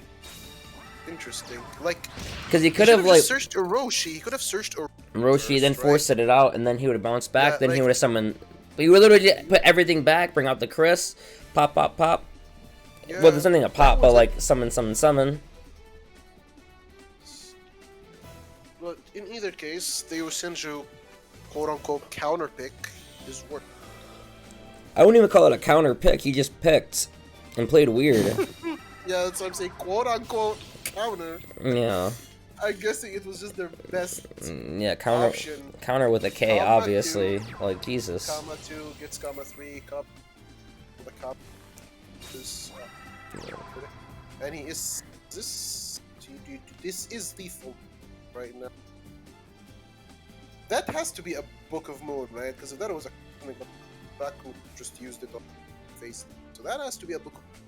So he will survive now. This guy gives him a draw. This is a wild war.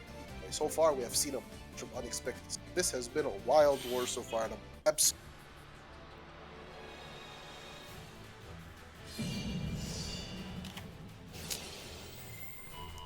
Read this. Okay. Yep. Book of Moon saves him. No. Gonna be down to. Isn't it gonna 400 life points. 400 life points. He can't use Cosmic, but he doesn't care because the back row side. Wait. Can he use Orochi and potentially lethal over this monster here? How big is the That's the comma 3, right? Face down. Yeah, so let's take a look. Yeah, it's 1500. Like, he does this, does the Simoon play now. Wait, what the? He is not sure he can lethal. Cannot lethal. If you cannot lethal this turn, you lose because he's at 400 life points. Cannot use. Bro, am I doing crack? Was there not a Simoon play? There was a Simoon play, but he's at 400 life points. Well, it wouldn't matter. I mean, if he doesn't think he can lethal here, that's understandable, yes. But to be fair, if he doesn't lethal here, he's losing Kama that swings directly. But at the same time, if he thinks he can't lethal, why would you also use the Bora here instead of using the Chris? Because at least that can pierce if you didn't want to pop. Like, think about it. You didn't even pop. You could legit go the big boy, do the pierce, swing. Unless I'm not sure. Maybe he can make something brazy. Maybe I'm doing. If there is a kite right there, this is just. Yeah, capitalize off pain. This is weird. This is just weird. And he's giving him D-draw off the rip. Now just a Sphere Karibo protects him because all he just needs to do is just fear that Akiri. Yes, or even a Kite Roid, man. Like he. Any hand trap stops him. Oyam works, Kite Roid works. Yep. Now, if he did play Onima, if he does play Onima, I know maybe some, like I know Onimaru is much more common in level reduction, obviously, but I have seen some variants of Blackwings with the field spell use Onimaru. If he does play Onimaru, then he did have lethal flipping up the Kama, which one was it, 3? Whatever it is, the face down monster. He did have lethal. But there's big chance he does not play Onimaru. It's not very common in this variant of Blackwing, especially since they want like XYZs. Because like they still like you have like good dark XYZ options like Chen and Studer.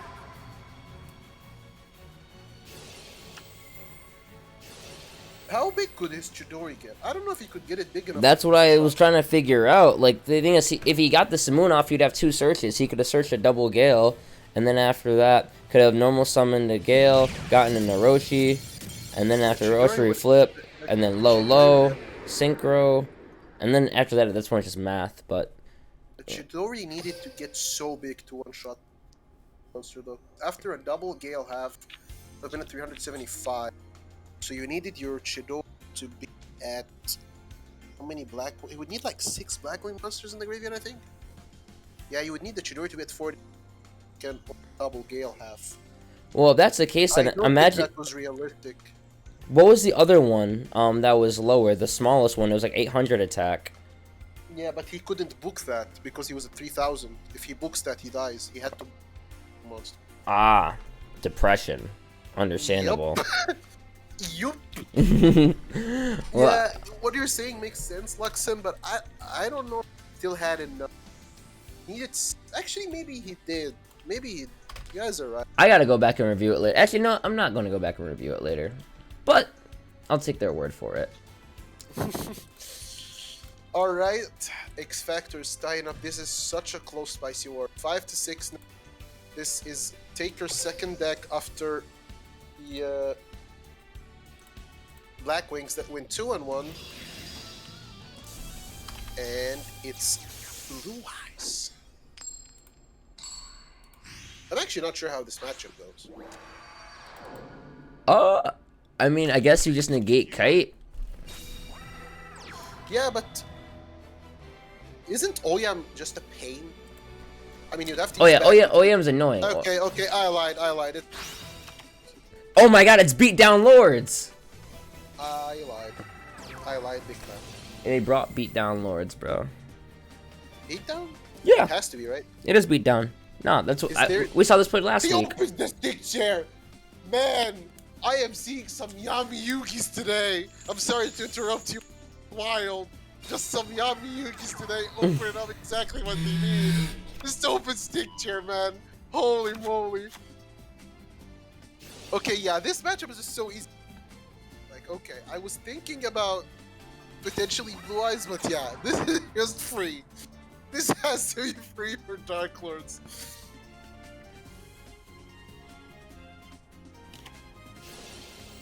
There's the Sword Sting, preventing him from getting his... Probably would have gone most likely, but anyway, he's blocking the X, so he's planning on getting. gonna bounce stuff, but like bouncing the stick chair components is not exactly the best thing, right? Because you're just gonna be able to combo again. Anyway, he reveals the comma 1, reveals the comma 2, bounces the stick and one of the chairs.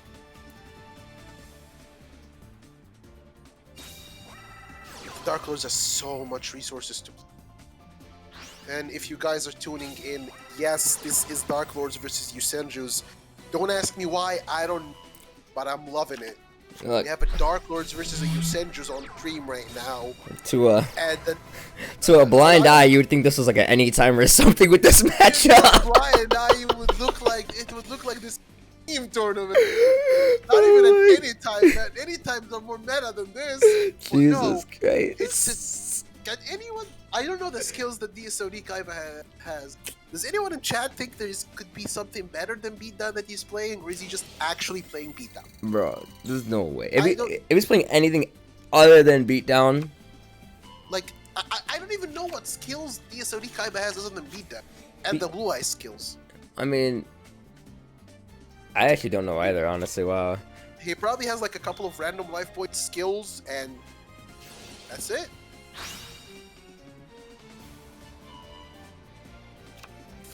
Ditches the Amdas, gets back the Desire. I think he's just looking to try to push for lethal here. He's gonna use the contact. Summon the Amdusk, right? I don't know what else he is in there. Yep, summon the Amdusk back. He can try to push for game here. The Dark Lords is in an incredible position. Like, look at this card advantage. This is gross. He could probably proc D-draw. I don't think he cares. Dude, the way they've been playing, I don't think they care about anything anymore. And banishment. Oh man. Grabs the contact, adds it. He does have the trap face down, I believe, from his first turn. Mm-hmm. And Ixchel and Desire are gonna go try to push for lethal. Now, Leo Senju is probably gonna have hand trap. Dark Lord This is loaded. not gonna be game most likely, right? But like, Hey, thank you, James, What? for the sub. Appreciate you, big homie. Wishing you the best going into your upcoming Team Wars match for this weekend. Let's go, Phoenix. Hajime. Alright. Dark Lord goaded. Yup, James. Dark Lord so goated. Yep, Dark Lords are proving that who the hell needs See You Later anyway? Just Ixchel to stick chair. Like, so easy, I don't know. He is threatening lethal right here. The Yosenders is gonna have to use a hand trap. He can survive this. He might get D-draw, but realistically speaking, what do you even D-draw into here? Because, like, the Dark Lord trap just stuns you from making any plays. They just negate your first summon and then you're stuck with one monster. There's the Kairoid, blocks the Desire attack, so this is D-draw procced. What do you get? I don't think there is a good option right here. Nonetheless, of course, he is going to use his Destiny draw because picking what you draw here is still better than not picking, obviously. But he is almost half the cards that the Dark Lord player has. He has less than half the cards. He has 4 cards to 9, and the Dark Lord player can still plus even more with the banishment in the graveyard. Because, you know, this is fine. This is okay. Yeah, you know the meme of the dog sitting at the table. Yes. Like, this is fine. This is all good. Yeah. There is no problems here whatsoever. The Dark Lord player is gonna start to get some life points, gonna get that cycle going, puts that Desire in the grave. He just wants to make sure that, like, if this is like a drowning or something like wild, right? Or like another Swords thing, that his life points are like topped up enough that he doesn't get like cheesed by something random, right? Like Yeah. Dark Lords can get to absurdly high life points numbers. And I'm getting PTSD flashbacks, obviously, to all the tournaments where the rounds would take more than an hour, because 2 people would be stuck in a Dark Lord mirror, infinitely looping each other, while the rest of the tournament has was done with the round like 30 minutes ago. 30, more like 50. They'd be like, oh, literally, that was one of the big. I think so. I remember the Dark Lord mirror match games we had to cast when Dark Lords were actually at full power, or when they were playing compensation. I remember there was that, and I remember it was your team, APK. You guys had a 6-hour war because you guys brought Stall, and I was like, all right. Was it you? What? No. I completely deny all of those accusations. No. Things like that are why the community was like, this is why we have time limits now. Things like this. You guys were villains and created this horror for us. Yes, I remember us having I remember. He did draw the sword sting. Yeah. So he does get the sword sting here. This was probably the only card that he draw that could use to like clear the board. He's gonna clear the just 2. Yeah, he only can reveal 2, up to 2. Oh correct? wait, yeah, it's only. Yeah, it's revealed up to 2. Yeah, only up to 2. Oh, for some reason I thought it could bet. Okay, if they could do 3, that would actually be pretty busted. True. So he has the Amdusk, but wait, what the? He's gonna stop this with the Kite Roid. Oh, he must be like thinking how he can't really get over the Amdusk, so he's probably like, F it, we can force a crash or something. Because he can't contact anything right now. Oh. Change what, as you were saying, it's there. I was like, he can't contact. He's like, well, I'm gonna discard it anyway. He was like, hold my 7-card hand on the end phase. Just discard the Nastin casually. Oh my gosh. I'm surprised. Nastin, I thought you would have brought the X-Gel, honestly. I don't know. Yeah. I thought he would. Maybe he's like greedy and he wants to draw. I don't know why he would even want to draw everything. Anyway, Yusenju isn't. What does that do when discarded again? You can discard this card, the opponent can activate cards, or if. Oh! Wait. That prevents the Dark Lord player from responding. That was actually the perfect top deck for Yusenju here. Because now the Dark Lord can't respond when the Yusenjus are normal specials. Looks like He's gonna use. He's gonna respond to that one though. Put the Nastin on.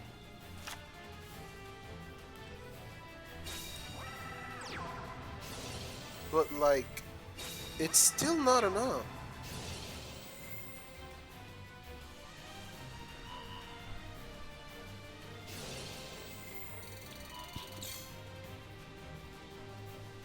Like, okay, the combo one tries to bounce, the Nastin negates. And like, even though he got the G-Draw and he top decked exactly what he needed, it doesn't matter. Oh! Exceed? Monster? Spider? Wait. Okay, we just saw Karma cut in that, I suppose. So, control lords? That is completely normal, right? Absolutely. Well, yeah, common. Normal, standard. Activate beatdown one time, please. Just to reveal that it's beatdown. Please reveal the skill. Oh, flex! Oh! 3.5k Nastin. It's goated. I don't know. Was it 2018? I don't remember. It's really his Dark Lord beatdown. They get over everything. They wall everything. Dark Lords. This ClawClan have won more than half this war with Dark Lords, right? Didn't Potato get 3 wins with Dark Lords? Yes. And now they have won 4 out of 7 games with Dark Lords. Wild. Absolutely wild. First off, it's wild that it's happening, but here's why I would say I love it. Because in reality, nothing has truly changed about Dark Lords from what we had previously, except the actual skill itself. So instead of seeing literally instead of seeing Valhalla special summons, all we're seeing is full combo openings, which we already saw anyway, and no see you later. That's it. He's just playing more back row to help compensate for it. That's it. Exactly. If you're just good enough to draw the combo, Dark Lord chain. Imagine not being good enough to draw a combo. Just imagine not being good and not drawing combo. Exactly. Just get good, bro. Get good. Get good, bro. Okay, anyway. This is Magically's second deck. Another yum. Wait. The Yosendra's already got a win, right? Yeah, I wouldn't even repeat Yosendra's anyway. I'm gonna say Okay. repeating your 20 Sanjos would be crippling in my opinion. I would. Yeah, I don't know. This is another. Oh, the Necro. Goki? Go. It's not about these Trinidad. This. What? I am. Auto farm deck? Question mark.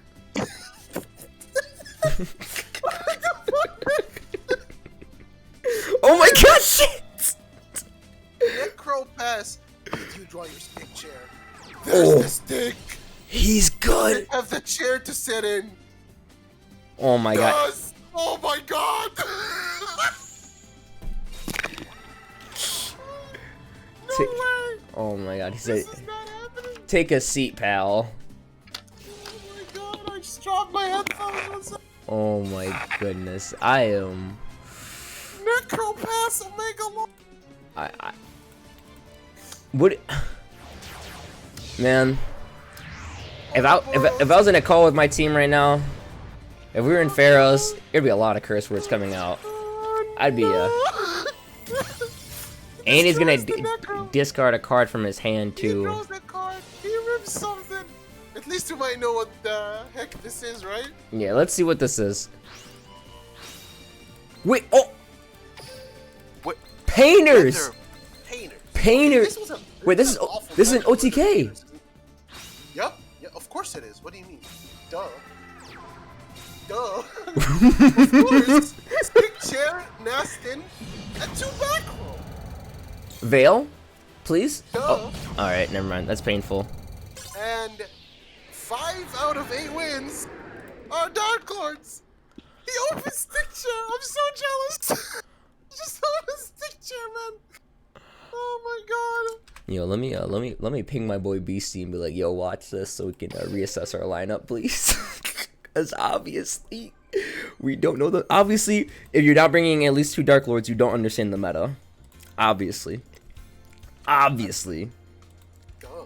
Just open combo. Taker's just taking this game away by himself, going up 4-1 right now. Just going nuts. Blackwing Dark Lord combo. It's early 2019 all over again, boys. Oh my god.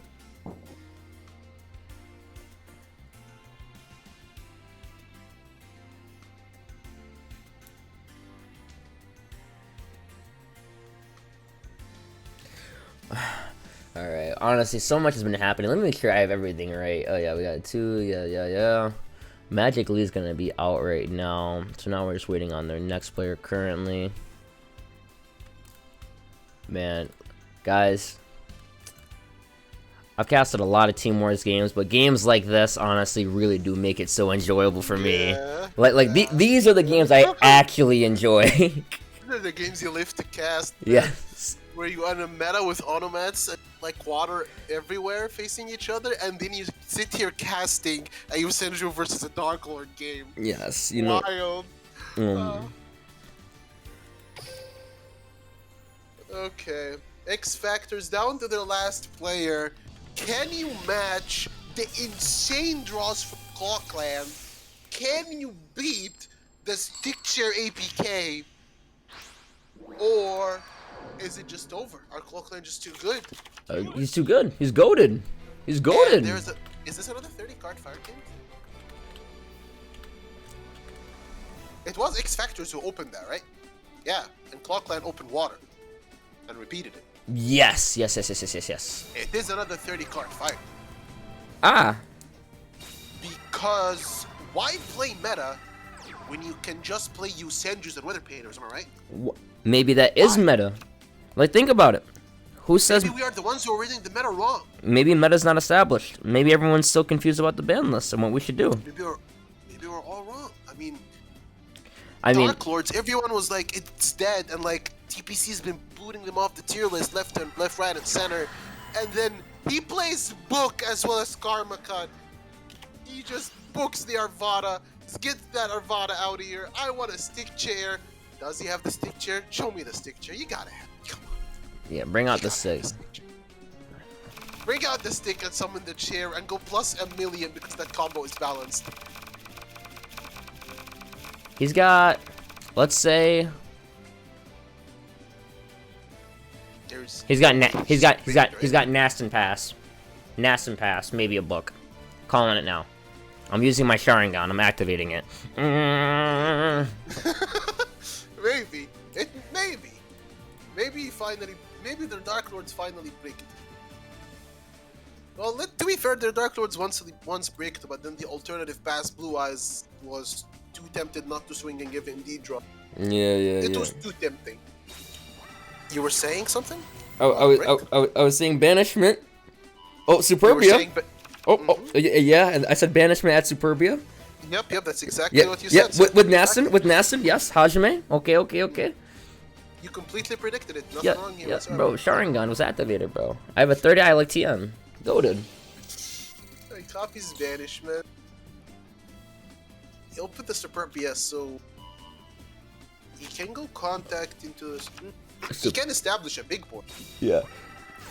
I love how when we saw Potato playing, it was like he only wanted to have one Dark Lord on the board the entire time, and now that Taker's here, Taker's like, I like spamming my board actually, so... Like, sir, what do you mean having only one monster? I'm Blink Seto Kaiba, that man is no eyes on board. I'm gonna put 3 Dark Lord monsters on board, and there's nothing you can do to stop me. Now, this is, as scary as it looks, it actually is not the most optimal, because he does not have any traps or banishment in the graveyard. So, I guess he wanted to guarantee that he could get rid of this Arvada. He just wanted that Arvada off him. So he summoned both Nasty and Eggshell to make sure that the Arvada's gone, and the Fire Kings at 30 cards bricked. Who would have thought, right?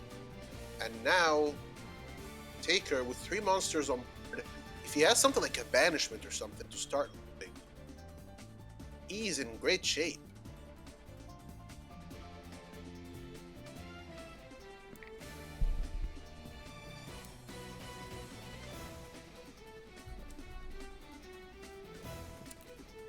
Going against 3 backer right now.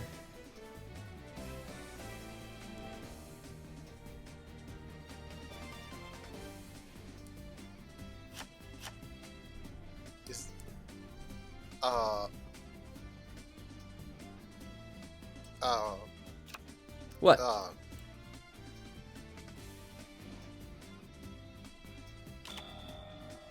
So we're just not committing. Alrighty. No, that's fine. That's fine. Maybe he's waiting for something. Do you? All right. Duel Links Pass Wars. I'm not sure what either one of those is waiting. I'm assuming the Dark Lords is waiting. Banishment. What if he wants to deck out? But I mean, he could just set up his own loop, I guess, and if he wanted to do that. I'm not sure which loop wins. Like, I think the Dark Lords can keep negating the Fire. The Fire King will have backer to stop you from negating his stuff. Well, it depends what his backer is, because he could have clogged himself potentially, but I don't think he would have. Like, what do you clog yourself with in this current meta? Like, your back row tends to be. There is no. I don't think this would be a clog. Probably book or. Yeah, like book, Tretch, Karma, Canadia. Those are the only cards I can think of right now in terms of real back row being played. I believe what we saw from the earlier X was what Canadia before it lost, right? There is the banishment. I believe this is what his. Yep, he adds the trap. You were saying something about hating like 1 duels? Hating what? Never mind. 1 hour duels. I was like, is this Dark Lord? I don't know. Oh, yeah. No, if this turned into a loop battle, I would simply sit here. Would I commentate? Not really. I'd probably just play an Instagram or something. I don't know. Wouldn't blame you. Well, there's Canadia. I mentioned it earlier. So I'm assuming maybe another Canadia is going to come out. Maybe he'll chain to it. Another Canadia. Like Canadia, chain Canadia, bring out, put it in defense. Not even really necessary, honestly.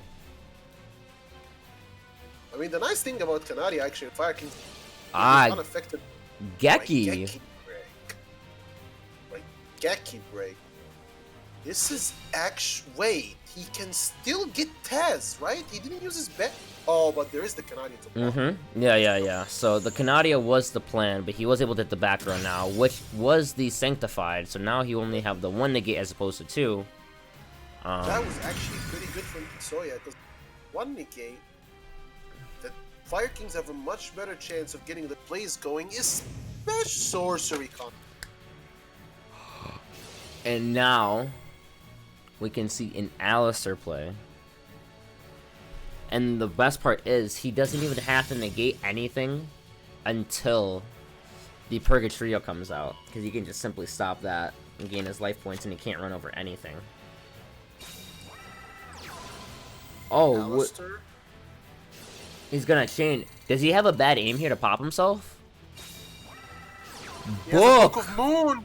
No! Read this! No! I told you he could. To wait for the Purg! He needed to wait for the Purg! Wait, Skorp. Remember that time I said he can just wait and negate the Purg? Because I do. Yeah, wasn't it like 10 seconds ago? Yeah. I remember that. Yeah, I remember that. Loud and clear, sir. Loud and clear. Yeah. And that is gonna be a board. Is it? The Dark Horse is at 4,600. The Skorpian is at 20. Some quick. Purgatrio is gonna be big. Purgatrio is gonna be at 39.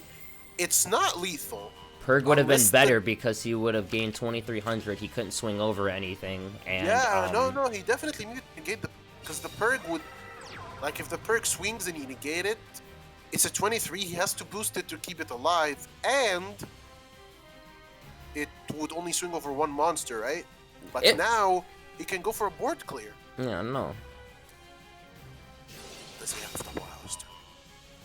Oh my god, is that the second Alistair? Oh, okay. I was gonna say, this guy is flexing big PP energy. There was a brief delay there, right? It's the Tez delay.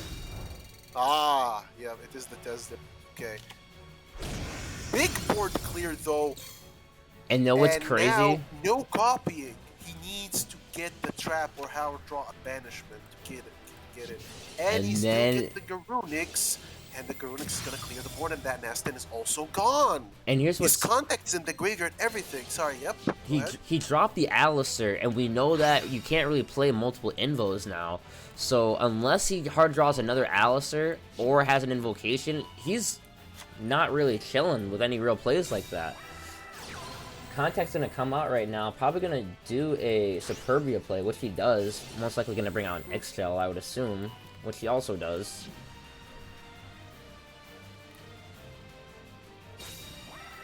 Now sets a back row. I believe. I think it's a Karma. I'm not sure. I think it's a Karma. Might be, because like that was in his hand, right? So it can't be trap. Now the Dark Lords is still stuck, right? Because he is at 2 low life points. Like that was still a good play by the Kings. Geki in the end phase again to be able to pop himself to get the loop rolling. Does not care if it's potentially a set Sanctified, considering how he can't even get over the 20. I don't think it's a set Sanctified. I'm pretty sure it was already in his hand, and the Sanctified shuffled deck. And the Tez is already in the graveyard. Wait, how? What? Told you. Okay, I'm just blind, I guess. I told you. I'm just blind, I suppose. Okay, but like, imagine if he hit that set Sanctified, right? And then, so I think what this is revealing here to me. I would have hit the back row either way, because if you hit the Sanctified, then the thing is, if you hit the Sanctified, your back row's over. That's revealing that maybe he only plays 2 Raigeki, but even then, there would have been some way for you at some point to get over the X-Gel. You could have used your Fire King Island, and that could have allowed you to place with the Garunix. Like, he had... I think that was a bad play. I'm pretty sure you could have even decked him out. Yeah, especially because he had Arvada. He legit could have... Yeah, he could just keep looping. Pain. Yeah, I feel like there were some mistakes made by both sides on through the past couple of turns. Yeah, like, if he hit that Sanctified, how does he get it back? Because the Amdusk is also in the graveyard. He would have to be playing multiple Amdusk to get that Sanctified back. Yeah, no. Otherwise, that Sanctified is just gone. If I was him, what's that thing you put down?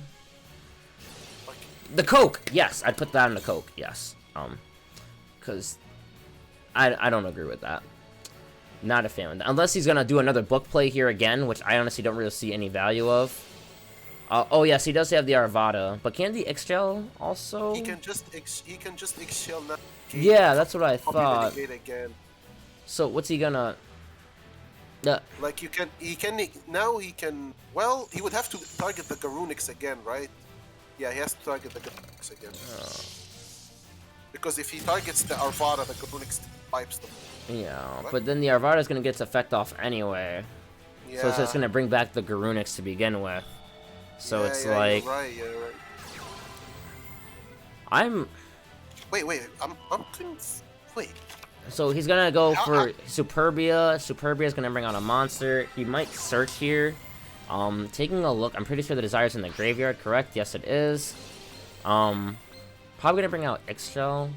And then X-Shell probably bring out like a Amdusk or an Aston. Or, wait, what the am I crazy? How did the board get wiped there? Didn't the Garunix get negated? The Garunix got negated, but the Arvada did not get negated. But the Arvada, okay, the Arvada. Oh, the Arvada did not. Oh, he destroyed the Garun. Wait, I think my brain is malfunctioning. No, you want me to be so honest, bro? Oh? I'm also kind of. I'm also kind of confused. Like I can see why it resolved, but if you asked me it twice, I would simply say. Okay. He popped the Garun, so it's dodged the negate, I guess. I'm not. But sure. isn't he just gonna change? Now he's just gonna. Oh no, he doesn't need to change because it'll get wiped anyway.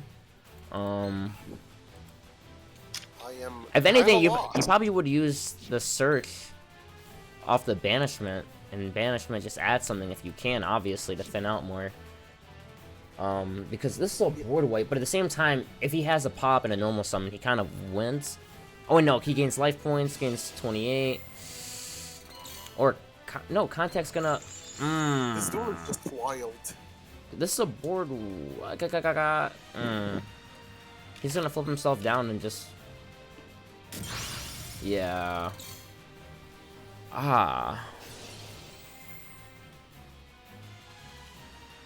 Sham, I know what you mean. He did pop Garunix, but the Garunix got negated by the trap before he popped it. No? Like, the Garunix effect should still be gone, even if the monster gets destroyed. Something happened in that chain that I did not understand, but it's not on the field anymore. It doesn't matter. If the effect activates on got negated by Sanctified, it should still be negated. Garunix was negated. How did the board get wiped? I'm gonna have to watch this duel again.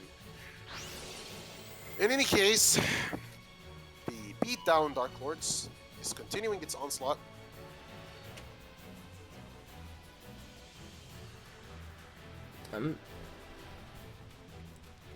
Honestly, I'm surprised he didn't bring out the Tez and then. No, I was gonna say because he last turn he was so aggressive to swing over, so it's like think about it. You bring out the Tez, then use Tez just to contact to bring out the X-Gel again, and then X-Gel just search whatever he wants. He has a negate, and then just like swing and chill, if he wants to, because at this point it's just Fire King Island fodder, just to kind of keep the loop going. But is Trimid still good? Yeah, Trimids are tier 3 right now. They're being used. Not in today's war, but they're being used somewhere. Yeah, like I just said, now the Fire King Island pop is just gonna... Yeah, I don't know.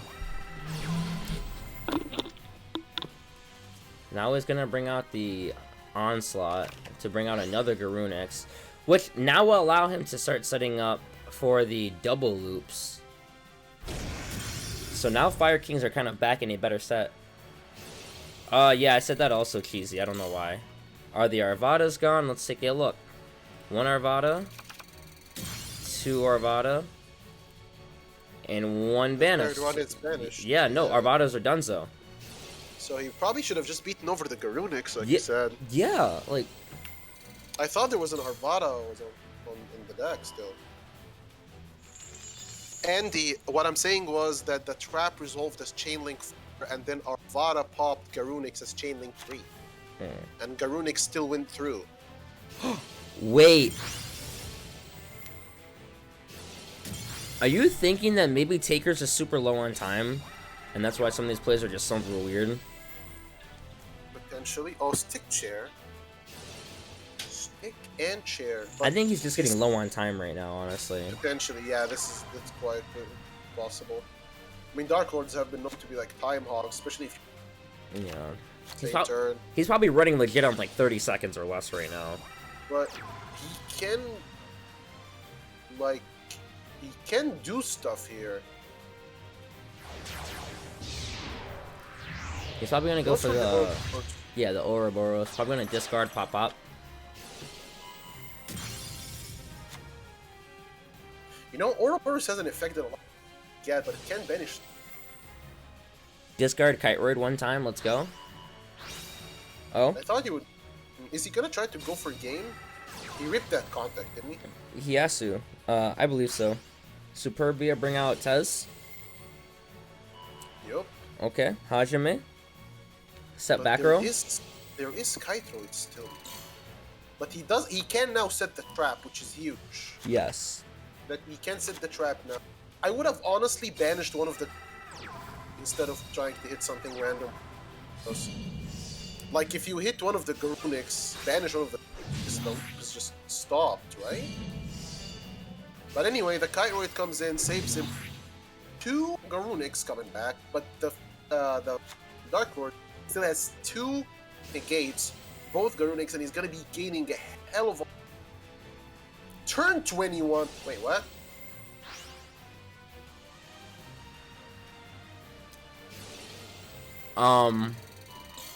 Sir. This is weird, right? Like, yes, yes. He has 1 negate now. He has 1 negate now. Oh, Karma. He has a face down Karma. He's about to hit the Garunix and banish the other Garunix from the graveyard. He's about to banish both Garunix. In 3. Okay, I lied big time. I don't understand what just happened. Why would you do that?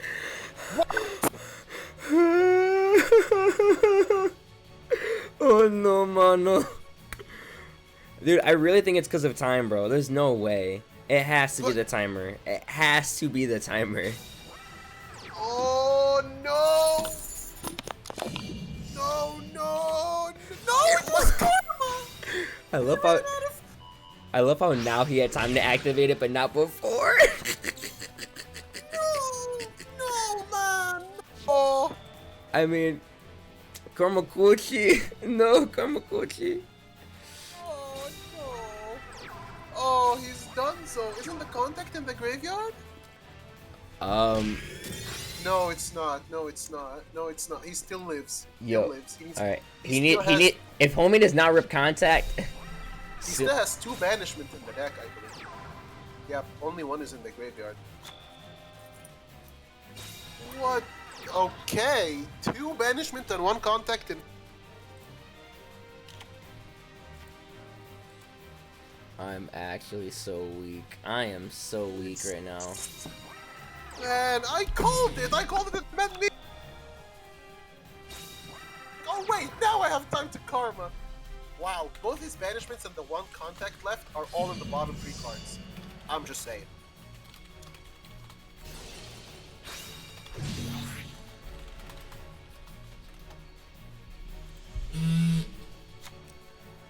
To whoever is wondering about the skill, it is beatdown. So literally, one of these next guarantees, it's literally either banishment or contact. So he's fine here now. Now he's fine. There was 1 banishment in the graveyard. He had Two banishment in the deck and one contact. Yes. They were all on the bottom three. He has no bad. Now, he had no bad top decks there. The Fire Kings is actually the 30 card Fire Kings is spent. He has nothing left. He is out. I don't think he can use his field spell. Does he even have any? What is he gonna? Was he gonna search for a disconnect? He cannot search anything. All his barongs are gone. All his arpadas are gone. Like unless he's playing the chicken, the small chicken. Oh yeah, baby chicken. But baby chicken can't even float in anything right now. There's nothing left in the deck. No, I mean he could like what I was thinking is if he has a Garunix in the hand, he could pop it and then search a chicken. Like the Fire King Island actually might any targets, right? Like it says destroy something, search a fire. Or sorry, add a Fire King. He does not have Fire Kings left to search. Is this it? Is this it? Yes, Play around drowning one time, Hajime Maste. Okay. There is still one Kiteroid in the graveyard was already used. There is still one. There is the last swinging negate. He has used both his Kiteroids. Normally against another deck you would say he's against 2 cards, he can use Veil or another hand trap to survive and deck him out. But it's Dark Lords. They don't give a crap about your deck out shenanigans. Oh my god, the Fire King's just fastest. It's time for a loop! Looping! Looping! Just copy, negate, and get the billion life points back. So many things happening, and the fact that this is first off, shout out to Taker and Tetsuya for making this the most interactive 30-turn duel I've seen in so long. I know, man. The Dark Lords, like, the duel almost slipped from his hand a couple times. But as long as you got that contact in the deck, you got ridiculous recovery. Yes. And now Ixchel swinging in with the Tez. Do we see something wild like a wall? Book number. No, he's saving that wad. You know you got it. You know he has it. Kiteroid number 2 incoming. Kuribo. That was book number 3, and that was the first we have seen. What is he trying to get to? Is there anything he can get? There is still an invocation. There is still another Alistair in the deck. My gosh, yes, you're right. There is an invo. I forgot about that card. But what can forget? There's the Alistair, but he's just gonna get negated unless Taker makes the save. Bad aim. There's no bad aim. books. Where's the bad? He's out of books. Where's the aim? No! No bad aim. There's no bad aim. His back. He's out of books. All 3 books were used. He could not dodge the negate. He just passes with a lonely Alistair. His back row must suck then, because he literally said I have to go for it here, instead of just like setting or anything. He must... No, his back row might be dead.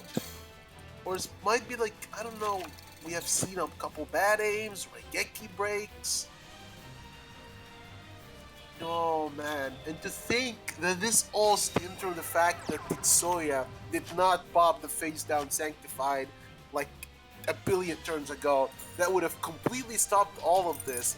And swinging and taking for his lethal after probably the longest duel of the damn season so far. Taker finally takes the win, and I believe it's 9-5 right now for ClawClan. Yes. I don't even know if X Factors still have another repeat.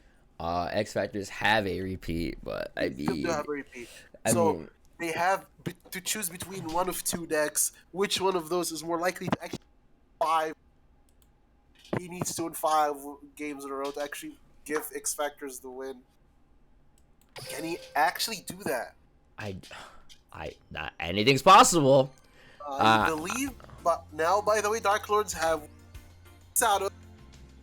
Being fully honest, we could see anything happen, but being blunt, they need to take it to another level if they're gonna do it. Like little mistakes, like not hitting literally not hitting that Sanctified caused so many troublesome issues going forward, and it literally kept them back in the game. And whatever it was, you should have hit it. Like even if you don't think it was Sanctified, why would you not hit the back? Yeah. I don't know. It was kind of wild. And it looks like this is gonna be the last repeat being used right now. Okay. You're gonna have to watch this. I don't mind. It was a long damn duel, but it was honestly enjoyable. It actually was good. I had no issues with it. Well, I mean, I had issues with the plays, but the actual game itself, no. Yeah, No. Yeah. Eggshell, ripping the eggshell. Eggshell M Dusk. Raw 2. Stick chair. Stick! Find the place to stick your stick in. And it's the chair! No way! Well, this is I'm at a loss for words. I have no words. Alright, well... I love how Mist goes big versus star. Oh my... Why is his deck so goated? Cause he's good. Good players open good. It's just good. Do you notice that in a lot of games he's actually not banishment to get eggshell? You just hard doing eggshell. Yeah. Just hard doing eggshell and hard to stick. Who cares? Just draw what you need, forehead. And now he is threatening a Deltaros pop on both of those back row, one of which will be one that he cannot respond to if Tetsuya does not respond now. He does play a lot of flip down. And there is one. Book of Moon. Okay. This was important. I don't know why he... Oh, I see what he's doing. Oh no, take her! No! You should give him Sorcery Conduit! Did he forget what skill he was playing? Oh my god, did Soya 5-hitted him? And it worked! Oh my gotchi. No way. Gonna pop the Alistair, search for a Barong, be able to go into the alrighty. No, I was like, okay, there's no way he fall. He forgot that it's conduit. The duel was too long. He forgot. And there's Purgatrio. And unless Taker somehow cheated in a hand trap that we haven't seen in the last 5 duels or something, it's over. Purgatrio's just gonna go burr, and it's game. Wow. 1, 2, 3.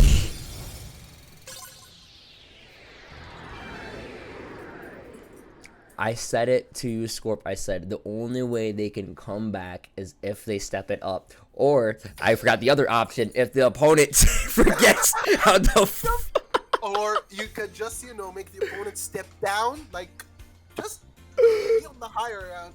But anyway, Tetsuya, 20% of the way, 1 out of 5 games. Oh my goodness. He did more than his job. Very unfortunate ending for him, but still, a 5-2 run. I mean, that 30-something-minute duel was a wonder to watch. There were mistakes from both sides. Like, to put it, throws from both sides to be completely blocked, but damn it, it was fun to watch. Yes, it was. Making use of that repeat, but now we have to see the real value of it coming out now. Hopefully, with a 6-9 score, potentially we could see Tetsuya go ahead and bring this back around for the boys. I mean, we have seen crazier things. And look, I've seen Ryu Ash too many times bring it back from being so far down. The man is a prime example of it. You're never out until you're out. And Fire Kings is a wild card deck. They might not have a dedicated counter to it. Though ClawClan seems to like water. We did see water from them in the first in their opener, right? So we could have another water and Mr. Shark. Water going first. All right. And I believe ClawClan did not use their second repeat yet, which means this Fire Kings is gonna have to beat water twice. Yes. Is his Diva APK intact? I'm sorry, I'm a bit delayed. I haven't entered the duel yet. Okay, he has not. And there's Mrs. Diva. Just open Diva forehead. Diva and Infantry. These guys' APKs are on fire!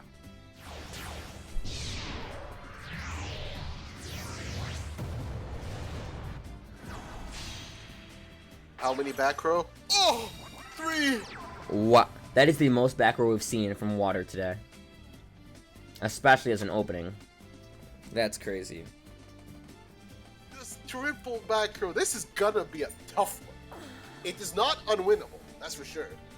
But it is gonna be tough.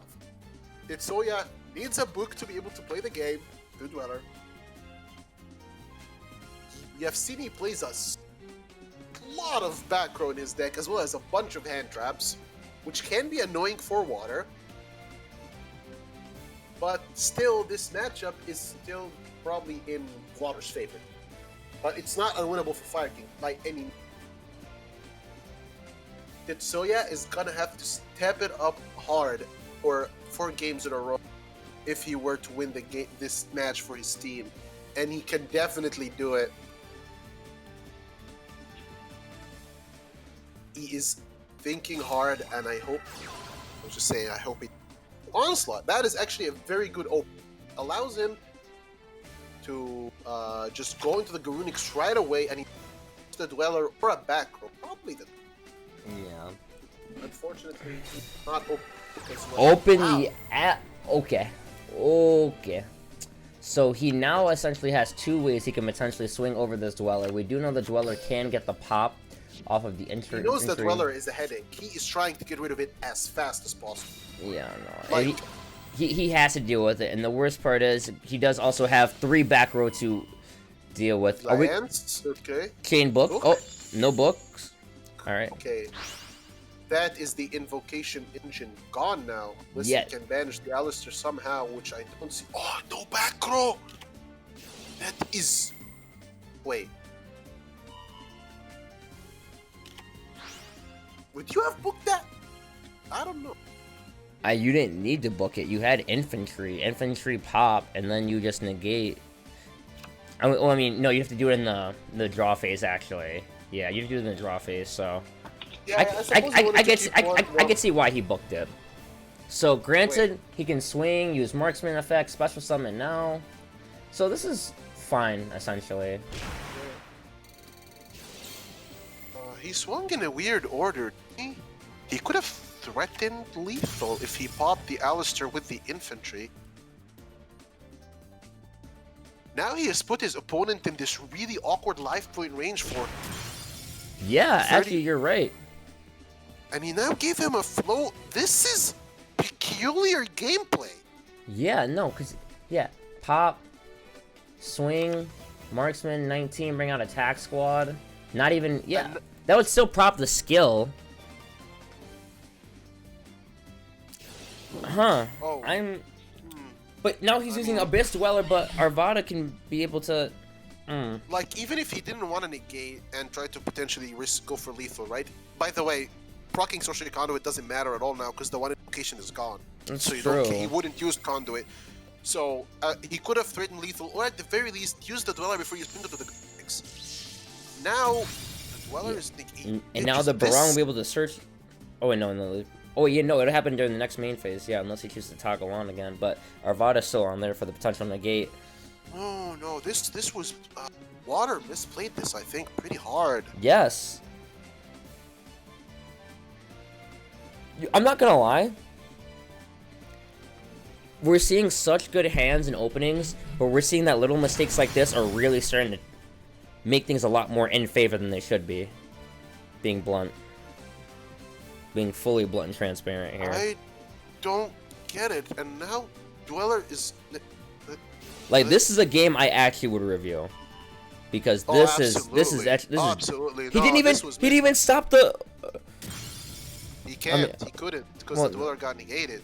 Oh, he no. needed to use the Dweller way earlier. The Fire King's just got a metric crap ton of resources.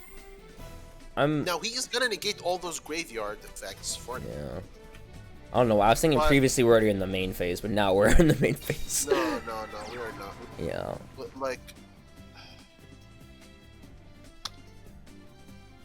I mean, he might have salvaged this. No Onslaught for game shame. Well, I mean, here's Onslaught now, bruns. Nope, he did not salvage this. Oh god, that back row better be something good. If that back row is not good, it's doomed. Because this Garunix, it can swing over something and then it will come back in the standby phase and wipe the board. Yeah. That back row better be something that saves him. That back row needs to be a Book of Moon or something. All he needs is 1 month. Oh. He even has the island, bro. Oh my Soya is in gosh. such a goated position right now. Goated. Pop, Soya is in pop such that a good... Garunix potentially. Yeah, pop the Garunix. Bring out an Arvada. Arvada normal summon. Swing over the Dweller. Everything else drops down, or at least the attack squad does. I wouldn't even kill the Dweller. The Dweller is a 1700. The Dweller is an Axe Raider. No, you get rid of the Dweller simply because of the fact that the attack squad's 22, so you just lower it. But at the same time, Garunix is just gonna clear the board anyway. Yeah, he might as well get rid of the Marksman to prevent him from potentially XYZing, just in case he can stop this. But he cannot, because if he stops this, the Garunix is gonna wipe the board anyway. No, this duel was in the bag for Water, 100%. This duel was in the bag for him, dude. Know what this is like, dude? It's like you ever see those like YouTuber Instagram videos where people like buy food and they're like walking back to their car and they just drop it on the way there.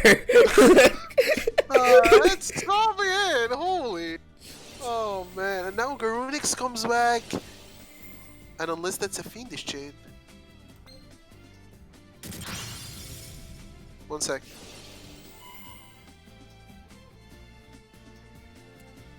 Garunix loop.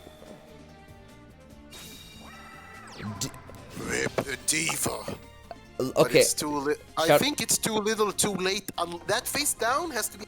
It has to be good. If it is TTH, then he's fine, right? Because he TTHs and then Dwellers next turn. But imagine just doing all this, just ripping the Diva. Oh man. No, he's probably gonna go into the... He's gonna probably go into the number monster, the one that decreases by 1k, I would assume. Or another... Okay. Is that a TTH? Is that a treacherous? Is that a treacherous? We haven't seen TTH at all this war, have we? We have seen it. We have seen it once from their first water, on the Thunder Dragon game. Remember when Thunder Dragon was miraculously with the 100 Dragon Thunders or whatever it's called? He's using the Dweller early. Oh, he's popping with infantry. Oh no, that is not a TTH. Oh, please don't tell me he's gonna do what I think he's gonna do. Please don't tell me. Oh, phew. Okay. I was gonna say, I was like, imagine he pops the field spell, and he's like, why does it resolve? I was just thinking, he's probably like, no! Why aren't they popping? Another Onslaught? Third Onslaught! Oh my god. Oh my god. Baron G. Dweller, the second Dweller, the second skill used, and this Dweller is now a little bittle Axe Raider. Pops the Baron, gets the Arvada. He's gonna get the Baron search if he wants. The Arvada is gonna swing. I think that face down is a lance. Like the way it was played. It's a book. Yep. Okay, yeah. That's what I thought. Okay, but still, like. Well, now he has. Now what? Barong search is gonna happen now. He has no graveyard negates. Barong search gets another island. Did he already summon all 3 Garuns? Well, the Garunixes are donezo right now. He probably just set... That's a set infantry. Probably. Like, he used his skill twice. Yeah. He has nothing to go into now, unless he draws, like, double Angler. And even then, he's most likely out of Dwellers. Did he not choose to swing over the Arvada? I mean, if he swings over it, he just gets the Garunix back. Oh, yeah, I guess it is true, yeah. Like... And now, he's gonna pop the Arvada. There was no... After the mess-up, it was over. Man. I told you. Oh, okay, so...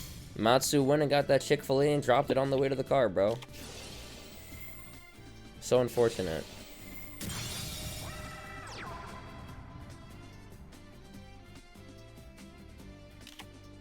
Oh my gotchi. Now we got you the back row. Okay. A bit too late for that one. But we get it. He also sees now that his opponent plays Feed Chain. The water player made a bunch of mistakes, unfortunately. One of which was also popping the, like, he did not need to pop the Garunix that early. Like, there was a turn when he had 2 Garunix. He did not need to pop one of the Garunix on his turn. He could have just waited for his... Oh my goodness. That's actually insane. Tetsuya goated. So you mentioned it before, and I think you may be right. This is the time where I think they 100% have to repeat. Like, they have to repeat. No, absolutely, absolutely. But the water player needs to focus, because that was a goated hand. Goated hand. That was an insanely goated hand. And he even through neutralized threat of Alistair, the skill was dead. Yeah, no Alistair, no Alistair search. Like, he practically shut down like 2 engines. He had also triple back row, like double back row. Like, he could have even, I think, afforded on that turn to try to go game, but instead he never used the Dweller, and then his opponent got too many resources. This time the water is going second. Tetsuya set pass. We have seen their Fire Kings do this and come back. Can Matsuta do this? ClawClan Matsuta. Oh no, did you not get your Diva AP? Did they... Infantry. Alright. Geeski saying summon one time? Potentially.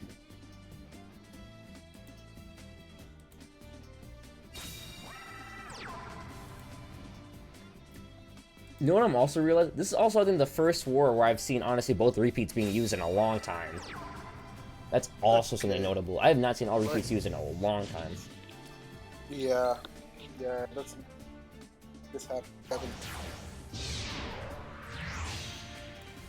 Going into Dweller. Pretty standard stuff. I mean, infantry and angler is not as... It's not the worst. But it works. He may exceed. Honestly, I would see him taking this hit. I would see him taking this hit and allowing it for an Alistair search. Okay, I still disagree with this swing. Ah. So he took it, per usual. Not surprised. Like... Now he's going to activate Sorcerer Conduit, set that Alistair. No reason to go too aggro here, unless we got that Fire King Island search pop one time. But we are scared of Lance. But even then, Lance doesn't do anything for us unless he has it.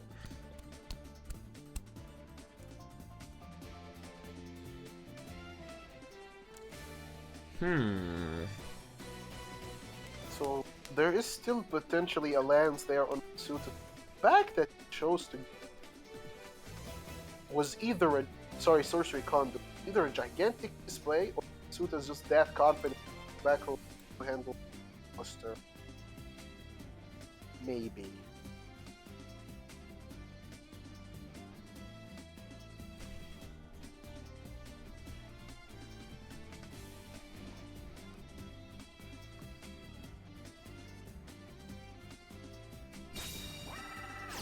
Onslaught going to come out right now.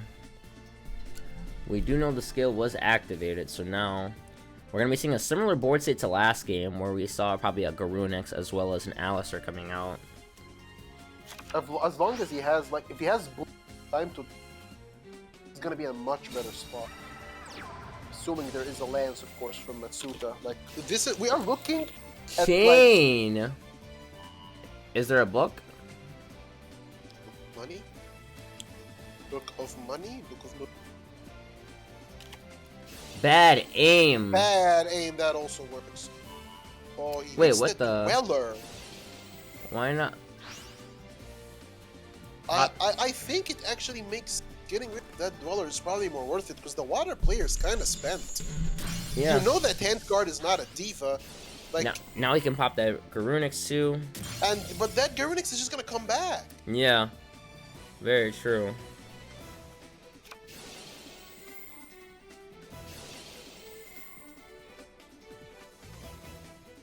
Oh man. Once again giving him that was a mistake. Using the treacherous trap. Unless he top decked the diva and is threatening lethal right now. He is in a bad spot. He Wait, has the marksman effect. Angler! Angler. Wait, why is the angler in defense? No. Why are you XYZing? He's gonna go into hope. Wait. Or abyss. I suppose this is the safer way to play. Kite! There has to be a kite or a sphere. Okay, there was a sphere. So there was no... Actually, there was... Alright. My bad, my bad. I he literally... Alright, so we have to see and obviously we have to see a detach immediately. The problem is that Dweller gets run over everything. Yes, and you love to see it. Anything just runs over this Dweller right now. We want... Know what I want to see? Aggro Barong. Aggressive Barong right now. Yep, just Barong beat down. Or Onslaught! Onslaught! Oh my gotchi. This man just always draws his Onslaught. That card is insane, by the way. This... Barong! He listened to me! Oh, he has the fire! Oh my god, he's listening to me! Imagine breaking with 30 cards. It couldn't beat Tetsuya. No way. Couldn't beat Tetsuya. Oh my. Would not... Wowzers. And now, again, that's both skills used, right? He did use the skill twice. So now, Tsuta's top decking, his only realistic-ish top deck is Diva, and even that doesn't do much because the best he can go into is like an Amatrix, which doesn't really do anything. But Tsuta, I think, is gonna get too woed, and Tetsuya is on his way to potentially reverse sweep. I cannot believe this. Oh my goodness. I don't think he needed to, but he just ripped it. This is insane. And now he can pop to play around the Lance, get off a search, make a Purgatrio. Oh wait, what? Why pop that one? Why not? I mean, I guess because the float that'll happen, essentially. I guess that's understandable. I mean, even if the Alistair gets lanced... Oh. Wait, no, it doesn't matter. He has one in the graveyard. I was gonna say he's gonna XYZ, buddy. He's gonna summon Baron G and XYZ Alistair, no? And he has one in the graveyard, right? Yes. Yeah, the one in the graveyard makes it so it's... But he has no... But now he has no room, though. No, but... Oh, no, here's a fire... Oh, yeah. There is an XYZ incoming. Probably a Direwolf, maybe a Spooter. But Spooter, you only banish monsters, correct? Yeah, so... I mean, this is a game through one back row. Like, he makes Spider, and then he makes Purgatrio with the Alistair in graveyard. Oh, he's like, yo! You Dweller me! I Dweller you! Remember me! Dweller this! Oh, man. That is maximum BM. And now the invocation. Oh, my... Oh, man. Oh my god, Papa's coming home. Tetsuya bringing this back around. And he just has one more player to get through. And you know now, most likely, player does not have a deck that has a good matchup into Fire Kings. Man, Matsuta, that first game should have probably been his. And now that he lost it, his team might actually be in a bad position, even though they are 9-8. This is Fire Kings. It's not a deck you see every week. It's a deck that maybe they will not have my an goodness. ready. And now, what could they possibly send into this? What is good into Fire Kings ClawClan could still have? Oh my god, I can't believe this is happening. I can't believe this is actually happening. The 30-card Fire Kings, man. Fuck. If this Wild. was, I'm telling you right now, dude. I would, bro. Nature would hate me because I would be punching the air so hard. Oh my gosh. Oh my gosh. Oh my gosh! Right now. We're down to the last player from ClawClan. Who is it? Like I'm trying so hard not to be biased, but this is so intense. Like I need to see a game 10. I need to. That's the only justifiable thing I need. And now, the last player from ClawClan, Irubi, versus Tetsuya. One deck versus two.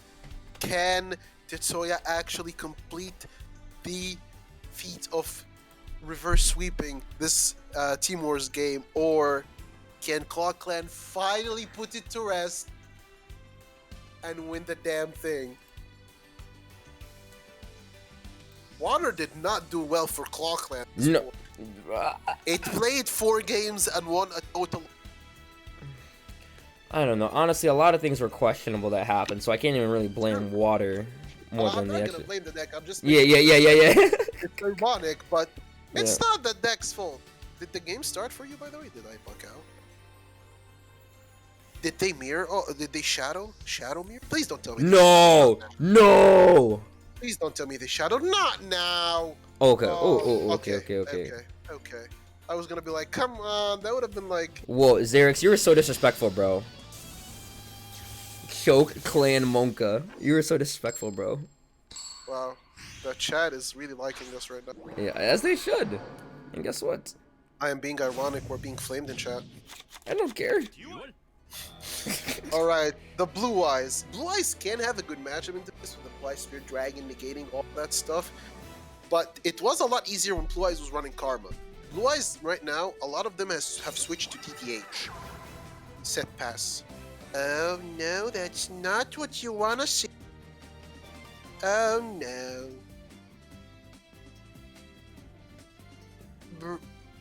Brick Eyes, I mean, we don't know it's Blue Eyes. It could be another Dark Lords. We don't know this is Blue Eyes. This could be another Dark Lords.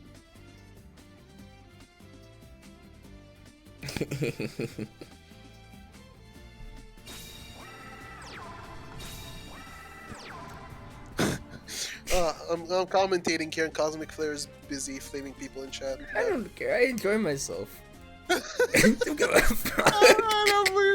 Don't care. Oh no! Oh my god. Okay, 2 back rows. Obviously, no one has any real plays. Have you noticed Fire Kings have always had a semi-slow start? It seems like, but then it's always the guy always because onslaught requires a monster on the opponent's board. He always opens onslaught. Like literally. You notice that? Look, here's what it does. Fire Kings open onslaught, and they have a semi-mediocre hand. The ClawClan with your back row. Yes, they stall. ClawClan triggers their skill, and then they pop off, and then they're like, "Wait, what happened?" It's according to the script. It's going according to the script, sir. It's the script. Yeah, no, like. Yeah, Xerix wrote this. Xerix was like, "We need to get some money for the new season. The refs are exactly. The refs are demanding more money due to COVID, bro." I'd be damned if it's not a good script. Yes. Swinging in for 1800, so beefy. And a lot of thinking going on. So the Blue Eyes is thinking what to probably to activate something. This is not a TTH face down, most likely. Yes, no. Imagine if Arvada just let you negate everything. It'd be so nice, but monster effects are still fair. I think you misspelled broken. Be so nice. Say broken, sir. Broken? Anyway, 4 cards in Blue Eyes' hand. Something. You gotta have something. I mean, if he had a Karma or something, kind of, I assume he would have used this trap, right? Oh my god, another set. Oh man. God. Okay, Wait. He's just playing around onslaught. He did not break. He's just playing around. No ultimate dragon live. Potentially, I think he's trying to play around also a potential set TTH. From a rupee. It could be. It could be. We do not know what backer he's playing yet. Oh, never mind. FTTH. That's fine. Whatever. He doesn't care, buddy. He probably has like hand traps and. I hope so. I would hope so. Like, right, get key break. He's forced to use if he does not have a stone in hand. Does he not have a stone in hand? There's no way he does, right? He would have popped a back for last Discard turn. alternative. There's no stone! He discarded Dragon Spirit of White! That is tragic!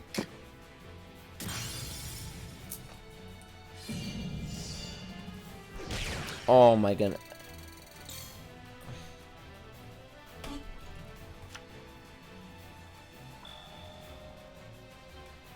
Blue Eyes right now is losing to an 1800 monster beatdown. Those 2 Arvadas could have been Gear Freeds, the Iron Knights, and it wouldn't matter. That has to be a set Sage. It has to be. Dude, I think yes, it's a set Sage, because he already had that in his hand, but he used it. Dude, I think he's got this. Any normal summon monster, and that's just it. Oh my Literally god. any normal summon monster, and that's just it. This is wild. This is not happening. Imagine homie swings in for lethal. Geki in battle phase. Pop up. Insane. There's the Fire King Or Island. he's going for it. He's gonna pop the start hand. doing some stuff. Pop kite He's from gonna the hand. probably pop something in his hand. Search a monster. Bro. Absolutely perfect. This is just ideal. Now 2 monsters threatening lethal. The Blue Eyes has to use his back row. He's dead, and that's probably a no. It's a stone. Game. Wow. Wow. Wow. Xerix wrote a better script than anyone in a WWE I've ever seen in my life. Oh my god. It's 9-9. It's 9-9. ClawClan should have. That's the deck they don't brick with. Well, they don't brick with water either, but we're not gonna say what they do with water because. Choke on it. I was trying to be respectful. Xerix set the tone for what's allowed. It's too late. No, this will be fine though. Both teams are goated, but like, oh my gosh. It's Soya from 5-9 to 9-9, and ClawClan is out of repeats. This is not a repeat. This is their very last deck. What is it? It's a Sidra? Oh, that is not good. Oh my gosh, man. I am. Oh, predictions? I'm betting. I'm betting all my gems. All of my gems. Immediately. Oh no, Sidra versus a hand trap. That deck is not good. I'm betting 50k gems.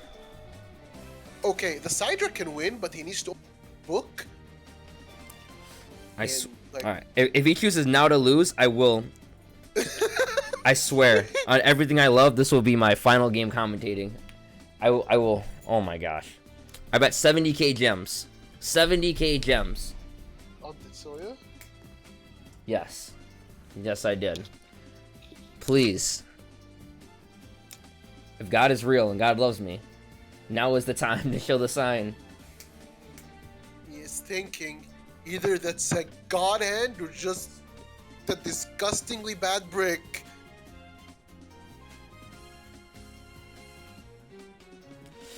Oh my. Oh my goodness. Is that even allowed? Is a commentator allowed to make a biased betting on a team? Is that a... I am not sure, but you certainly are doing it. Oh yes, 100%. Will I do it again? Yes. Yes, you would. Yes, I will. Of course you would. Would, will, going to. All the above. Is he going for a storm play? Oh no. It's not a storm play. It's a nothing play. It's an OG Sidra. Oh my gotchi. Oh no, mano. This is not good. Book one time. He needs to book this. Canadia. That works. That works.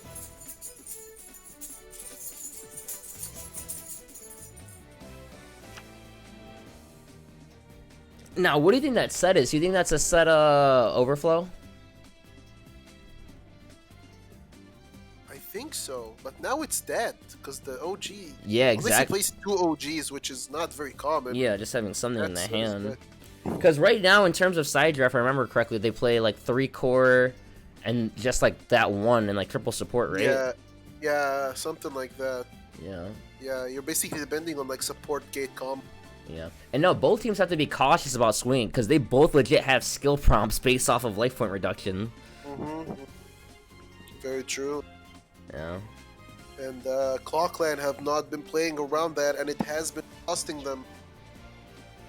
And to be fair, X Factors did that too with the alternative swing into Dark Lords. So like both teams actually have been making mistakes when it comes to these life point skills. And now, good riddance, in the final game of the war, both players are playing skills that proc when losing life points. Oh my goodness.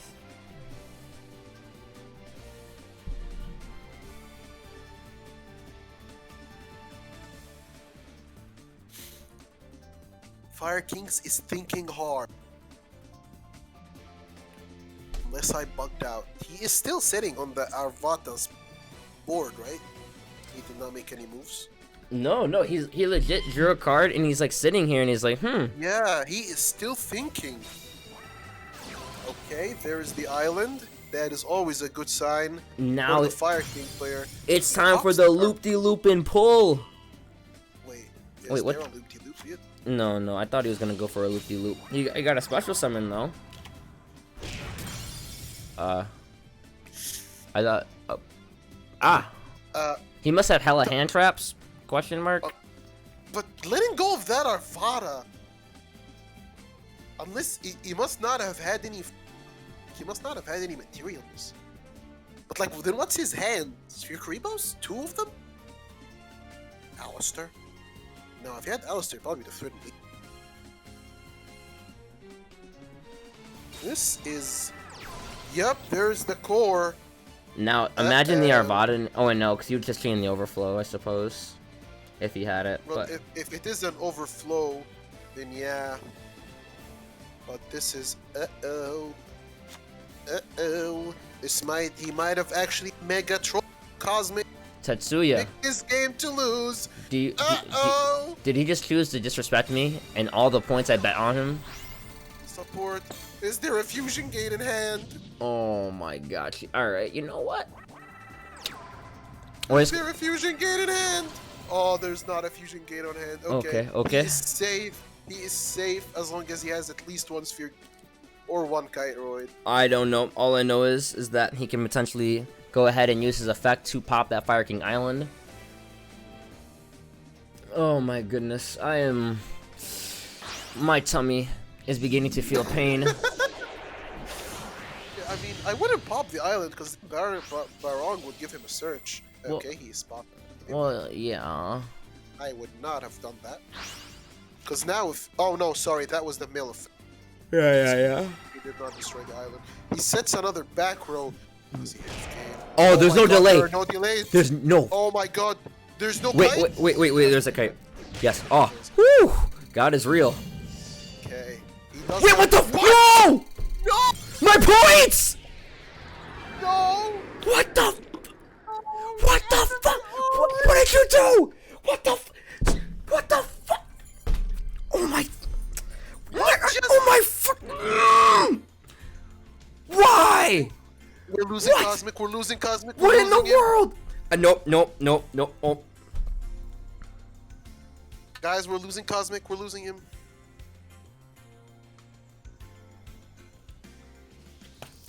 If he had an onslaught, then he could have killed the Arvada and not summoned the Barong.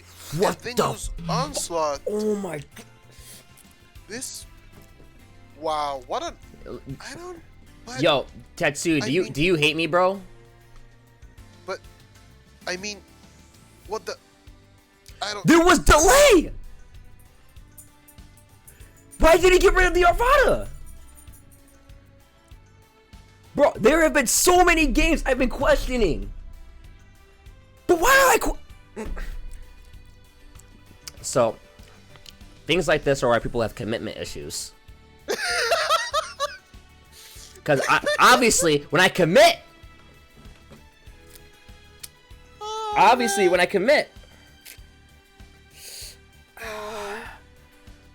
No.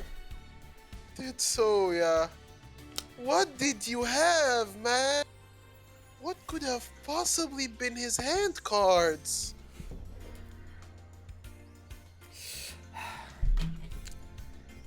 Okay. And on that note, I would like to thank you all for coming to my last and final game of casting a team war. I'm kidding. Okay,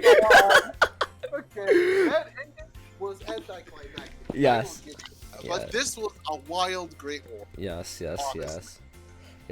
All jokes aside, great performances from both teams. Definitely, in my opinion, being fully honest, the most interesting and exciting war I had been in or experienced / casted in quite some time. Definitely enjoyed myself, especially casting with you, despite it being last minute, man. This was super fun, brother. Yeah, agreed. I'd like to do this more often, hopefully. Yeah, no, for sure, This man. was wild. Wild. This was, man, this was all over the place. This was, That is one way to put it. It was all over the place. Despite the mistakes and etc. and all of that, the duel was definitely the game was definitely fun to watch all around. Look, yes, and on that note, obviously on my final closing comments, you see a list of commands on the side, exclamation mark YouTube in the chat. Go ahead and subscribe and check out the brand new YouTube channel that has been created for Duel Links Team Wars. You can do it in the Discord as well as the Twitch chat here. Definitely go ahead and get yourself involved over there. You guys definitely want to, check it out. You can find out the VODs, such as this game that we are casting currently right now, doing other things. It's also pretty cool over there. Leave comments, etc. Exclamation mark sub in the chat. You definitely want to go ahead and be a sub. You can get some of those great benefits, such as being involved in Fantasy League, which is one of the most enjoyable things about this league, as well as the game. You definitely want to get set up on there. Bet on your favorite players. Go ahead and win some points, some nice money, as well as just having a little one-on-one competition, even if you're not on a team. Exclamation mark Twitter. Go ahead and drop a follow on the Duel Links Team Wars Twitter so you can keep up with live games, see who's streaming, channels to go to, when games are scheduled, upcoming matches, as well as other information pertaining to Duel Links / Duel Links Team Wars. You can find players like myself and others doing some cool stuff there on social media. Exclamation mark Discord, probably the biggest command in the chat. Get involved in the Discord. Go ahead and get yourself set up in there. If you're looking for a team, looking to get some clappers, that's definitely the place to look for it. If you're looking to interact with some cool players, that's the place to do it. You can find myself, you can find Skorpian, many other cool guys out there like ourselves. Feel free to just message Ahmad if you're looking for some assistance, anything like that, man. Nonetheless, we had some great games. Yeah, Tetsuya going absolutely. 4-1, Taker going 5-2, Potato 3-2. A lot of back and forth, especially even though it was a gut-wrenching, tongue-twisting, knife in the side, twist the blade ending. Definitely still one of the best wars I've casted in a while, and I definitely would do it again. A different ending, but I would do it again. Yes. Yes. Absolutely. Yeah. 100%. Especially with you winning all your points. Yeah. I'm gonna need Well. Xerix, can I get a refund on that, please, and thank you? Yeah, I'm gonna need that, bro. Like Xerix, I couldn't even play Fantasy League this week. At least just bless me with this, please. If you appreciate me, just bless me, bro. Please. All right, seriously though. Nearly 3-hour war. I'm spent and I'm set. If you have any final closing comments, Scorp, it's all yours, man. You said it all, man. I just wanted tuning in. Wild War. Be sure to check out Discord. This was just the beginning of the week. This was like the first or second. Like there have only been 2 games this week, so be sure to check out the Discord to check out the schedule for the remaining games. We've still got a lot of games going on tomorrow, day after. Thanks everyone for tuning in. I hope you all have a great day and a great weekend. Peace. Yeah. I don't know if there's are they gonna host anyone, or can I just like yo mods in the chat, can I just end this, or do you guys got like a host or something? Like, what do you guys want to do? What are those things called? Raids, right? Yep, raids. I don't know. Is there any? Okay. All right, yo, host. Okay, let me know when you host so I can go and let my dog out, because she's been crying to pee. No, the poor girl trying to pee. Yeah, no, I can't blame her. I had to pee too, but I'm like, bro, I can't. Maybe if I got up and left, my points would have been there. Maybe I put too much pressure on him. Maybe. No, I didn't. No, that's not what happened. But I digress. I digress.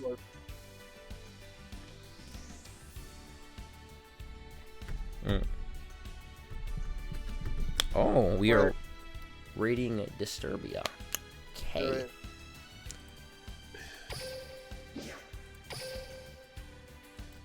Thanks everyone for tuning in. Yes. Are we off? No, but I'm just gonna open a pack while we wait. I have too many gems on this account. A pack. Yes, I have. This is a. Pack. I don't know what box to go in. Like, what do I invest? Like, what's? You have if you play TDs, maybe try to get for the ink.